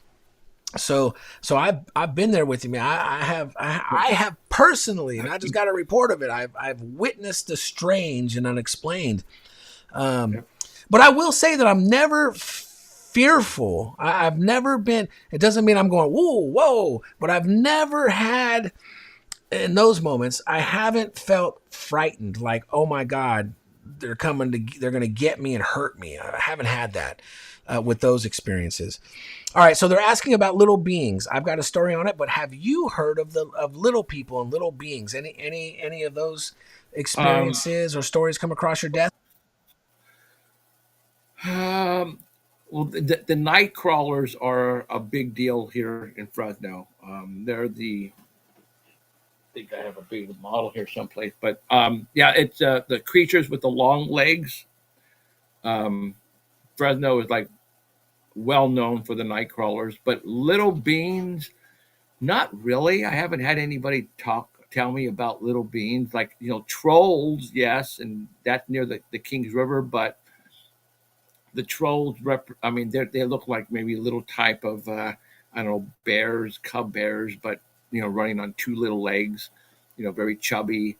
But yeah, no, not little beings, no. Okay. Re-indigenizing Mind said he saw an eagle that was bigger than a Greyhound bus. That's kind of like what I saw and what was reported to you. Right. These things are massive. So for little people, I'm going to tell a story. Now, I didn't witness this little person, but my dad and uncles and my aunt all swear when they were younger and they were visiting their Uncle Raymond's house. I believe it was their Uncle Raymond's house in Monterey. And I could be getting that part of the story mixed up, but regardless, there was underneath the outdoor shack or shed or garage, there was something going on in there, and they thought it was a raccoon or a possum or something, and it was underneath the decking, and they went and looked, and it was a little man. They said it was straight up a little like being, a little person, but it was a very angry little person. At least that's how it was acting. I imagine seeing those guys, it was being defensive, but to where they were trying to catch it even, and it was hurling rocks at them, and they tried to catch it and it kept escaping them. But they shared that story with me when I was a little kid or an adult, and it wasn't just my uncles who at times could try to scare us, but these were real stories. Because my Aunt Rosie, she doesn't mess around. She just say they're full of crap. Don't listen, don't listen to them. Right.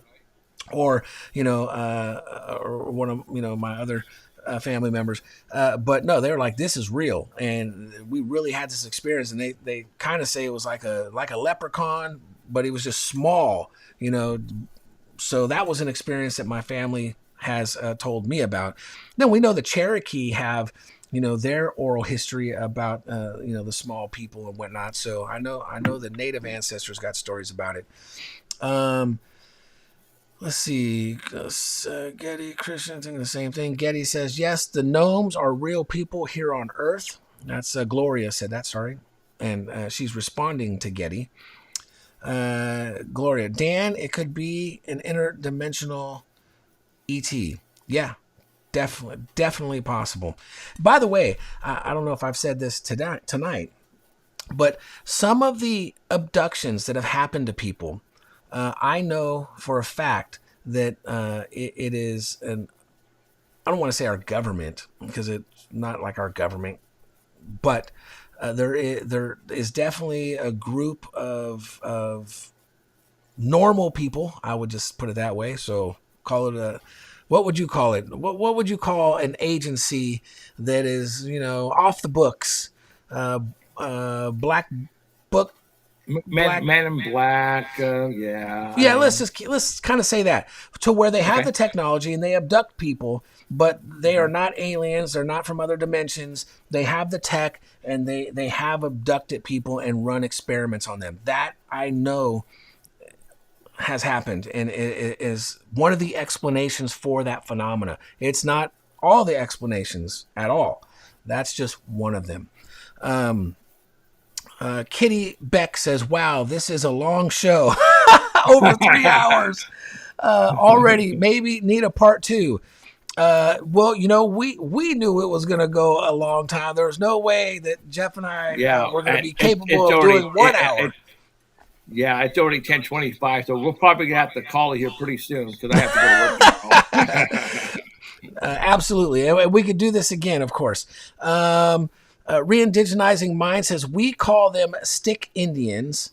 And from us, the Quinaults,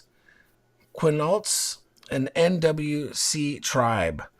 And then Gloria, of course, is ringing in for me. Black projects. Yes. I knew black was the word I was searching for.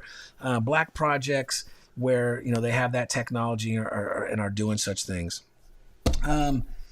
So we kind of even already touched on your current projects that you're working on. You kind of shared that. That was more of my ending questions, but we've already covered that. You're working on something, Discovery, something news coming out. It's a three-part series that we're excited to see you on. Do you have any, because since you want to kind of wrap it up, if anyone has any last questions, feel free to send them our way. Put a Q in front of that question. Let us know. We appreciate you guys. There's been a solid group of people sticking with us the entire time, and we appreciate you, and we love you. And those people, and a couple of those people are on the East Coast too. that is awesome. So yeah, we're keeping you up late. We apologize. We're sorry, but we're not sorry. You know what I mean? So anyone's got questions, fire them off to us. We appreciate you. Re-indigenous minds. I want to tell you this. I don't have anyone scheduled next week. Can you please email me your phone number and contact me? Because you said you left it in my comments on YouTube, and I did not see it there. I saw your message saying you left it, but I didn't see it. So anyway, I'll make a conscious effort to get a hold of you soon. Jeff, do you have any advice for any aspiring researchers in the paranormal and in what you do? Do you have some advice for them? What advice would you give to someone just starting out?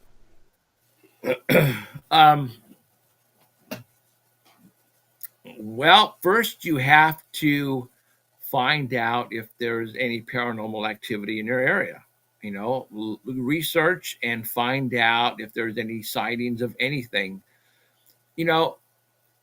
I get people calling me from other states stating, "Hey, man, you need to come up here.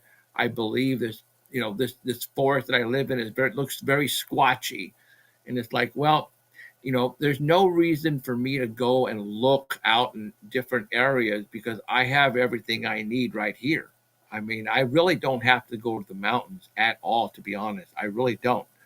Um, so the reason why I started doing all this is because I started hearing stories. Then after that, I started to find out where are these stories coming from, what locations, what areas.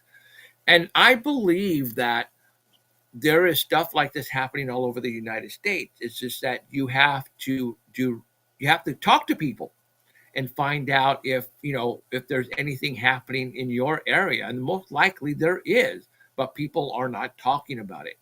Fortunately for me, when I started doing this, I started to talk a lot, and social media is good, but there's another way right there, social media. So create a team or a name of yourself, and then go on social media and then put it out there that you're investigating paranormal activity in your area. Does anybody ever heard of anything, from you can say from, I don't want to say, you don't want to say monsters, but you can say Bigfoot activity or flying saucers, and you'll probably start to get some hits. And that's what I would do. Social media.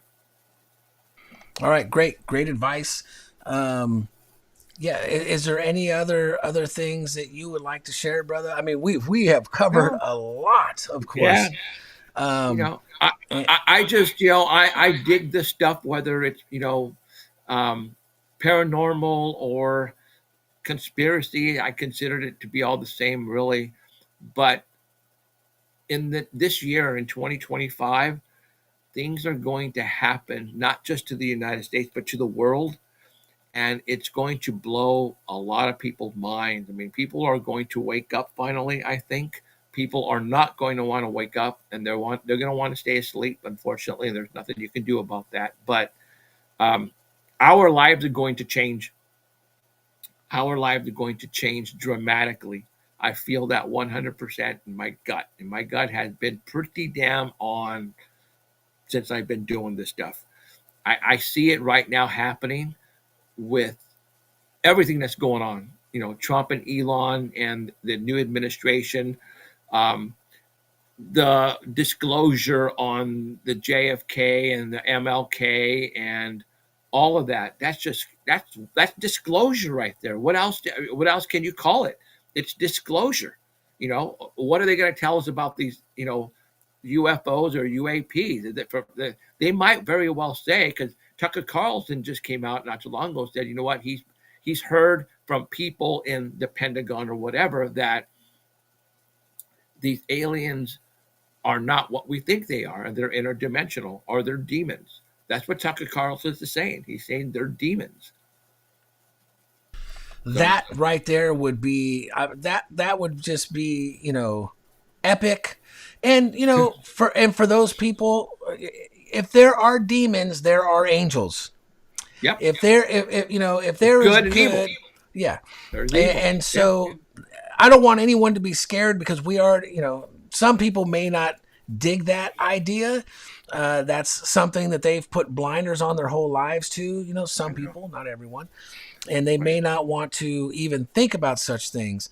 That I'm convinced, as has been demonstrated multiple times, calling on the divine good that is truly the winner. There's not even a God against the devil. The true God beyond God, there is no opposition. But this experience, I like to use the Willy Wonka idea. Do you remember in Willy Wonka when the opposing candy guy convinced Charlie, was like, hey man, right, you're gonna have to steal me one of Wonka's things so we can. Turns out that he was working for Wonka, right? And then it was a test. Right. I'm not saying God is testing us in that way. I'm just saying that we have agreed, I believe on a soul level, we have agreed to this experience. We all have free will. All right. God gave us free will, and it's up to you how you want to use it. That's as simple as that. Nothing more, nothing less. He gave you free will. It is up to you on how you want to use it. That's it. Yes. Score brownie points if you want. If you don't want to, that's fine. That's up to you. If you don't believe in heaven and hell, that's up to you. But he gave us free will, and it's because a lot of people say, I don't think there is a God, and I say, why? Well, look at all the bad things that are going on here in the world. All the children, all the killings, the rapes, just everything. The poor, the homeless. But God gave us free will. All right, you don't have to be poor if you don't want to. Unfortunately, sometimes you get to that point. But He gave us free will. And there's nothing more I can say about that. And He gave you free sunlight, free water, free land. And once again, it comes down to that we have been ruling each other to our injury. And we can solve it. And that's why, I would agree to say there's no need for God to come down. God is dwelling in each one of us those we call even wicked or divine. And we have a chance every moment in our life. We have a chance to change how we are. That's it.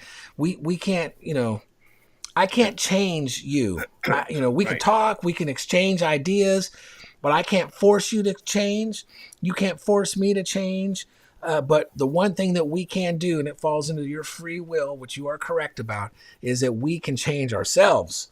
And that's where it starts, man. Michael Jackson, ancient sage of the age, looking for the man looking at the man in the mirror.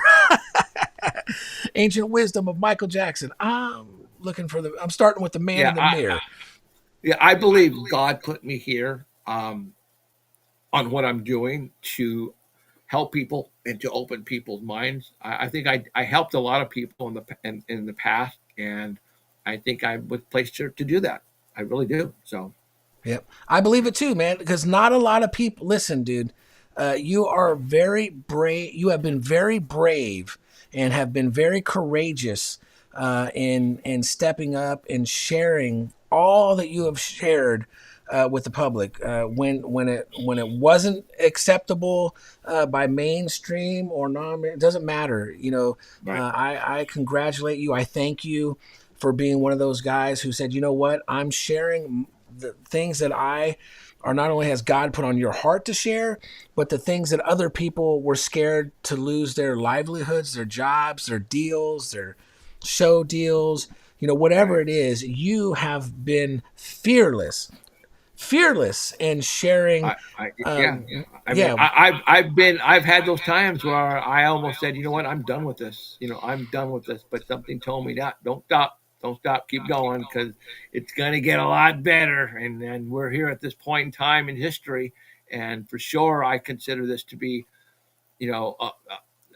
something for the books, man. Because what we're going to experience this year it's going to be nothing but biblical. I can tell you that.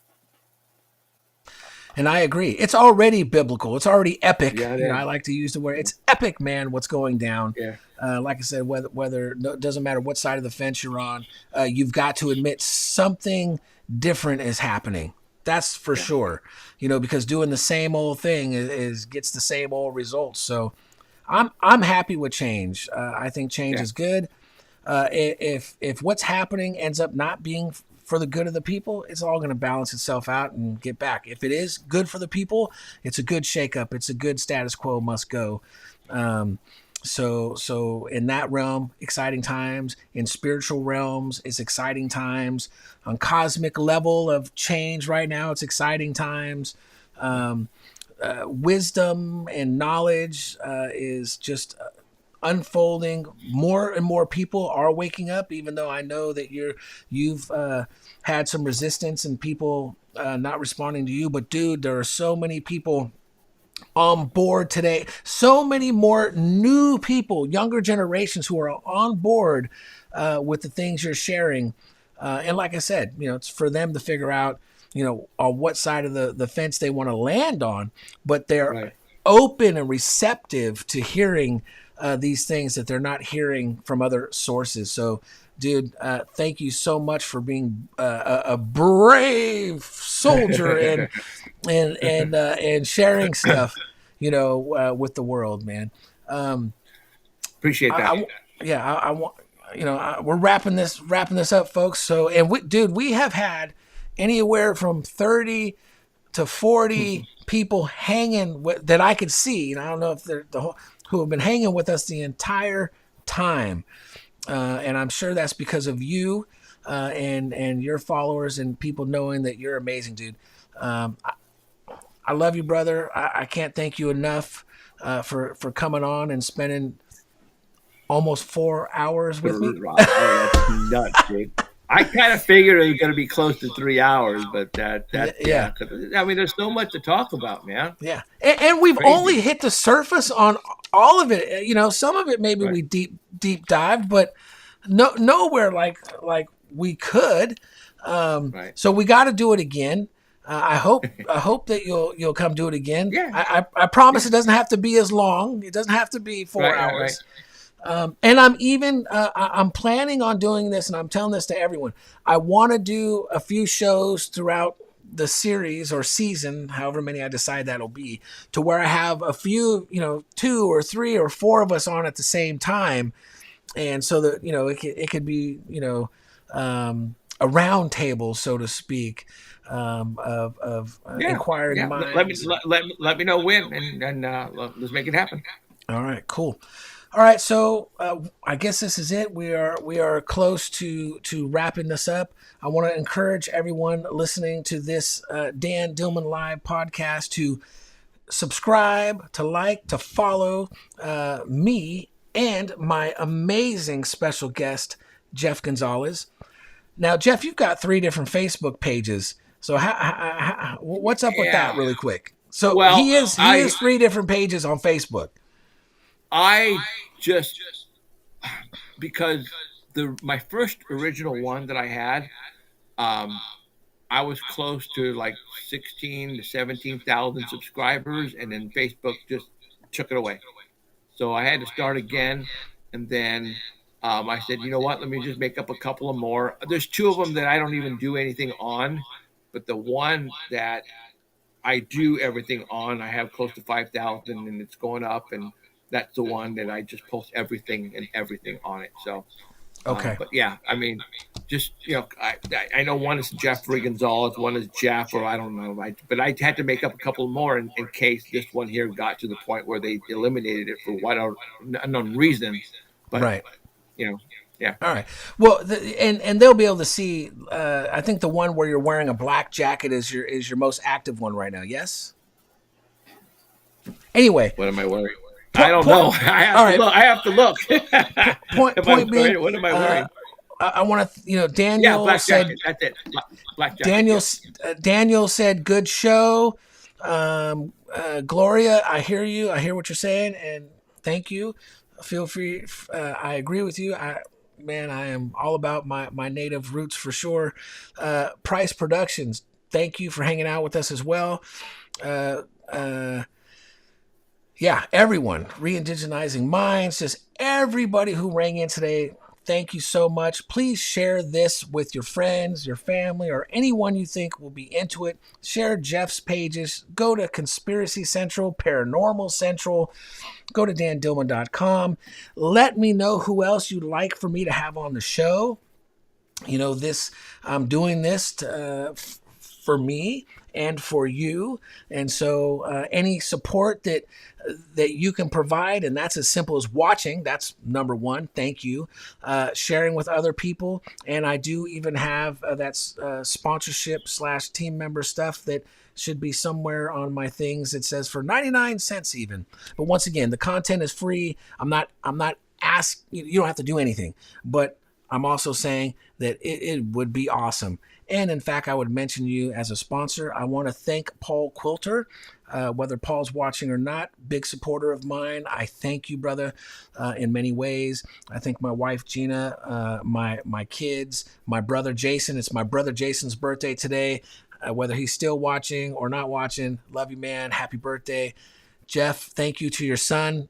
He does want his laptop back. He put a post here. Can he get his laptop? I'm pretty sure it's your son. He's going to say, can I get my laptop back? Callie Bigfoot, man, we appreciate you, brother, for giving up your laptop. And I'm hoping that there hasn't been any echo recently, but if there's still echo, like even right now while I'm talking to Jeff's on, I'll go ahead and get some earbuds for next week because I don't want that happening at all. I thought we had it completely solved, and I want the experience visually and audio to be perfect. So now I'm just yapping too much. Love you, Jeff. Thank you. All right, man. No problem. Thank you. Let me know when you want me on again. Yeah, and I'll see you your post tomorrow. I'm excited about the things you're sharing. Yeah. It's going to be nonstop. Like I said, it's nonstop, dude. Yeah. All right. Cool. And any last things? No. Thanks, Dan. Thanks. They say thanks, Dan. Thanks, Jeff. All right. Until we meet again somewhere deep within the cosmos. All right. Thanks.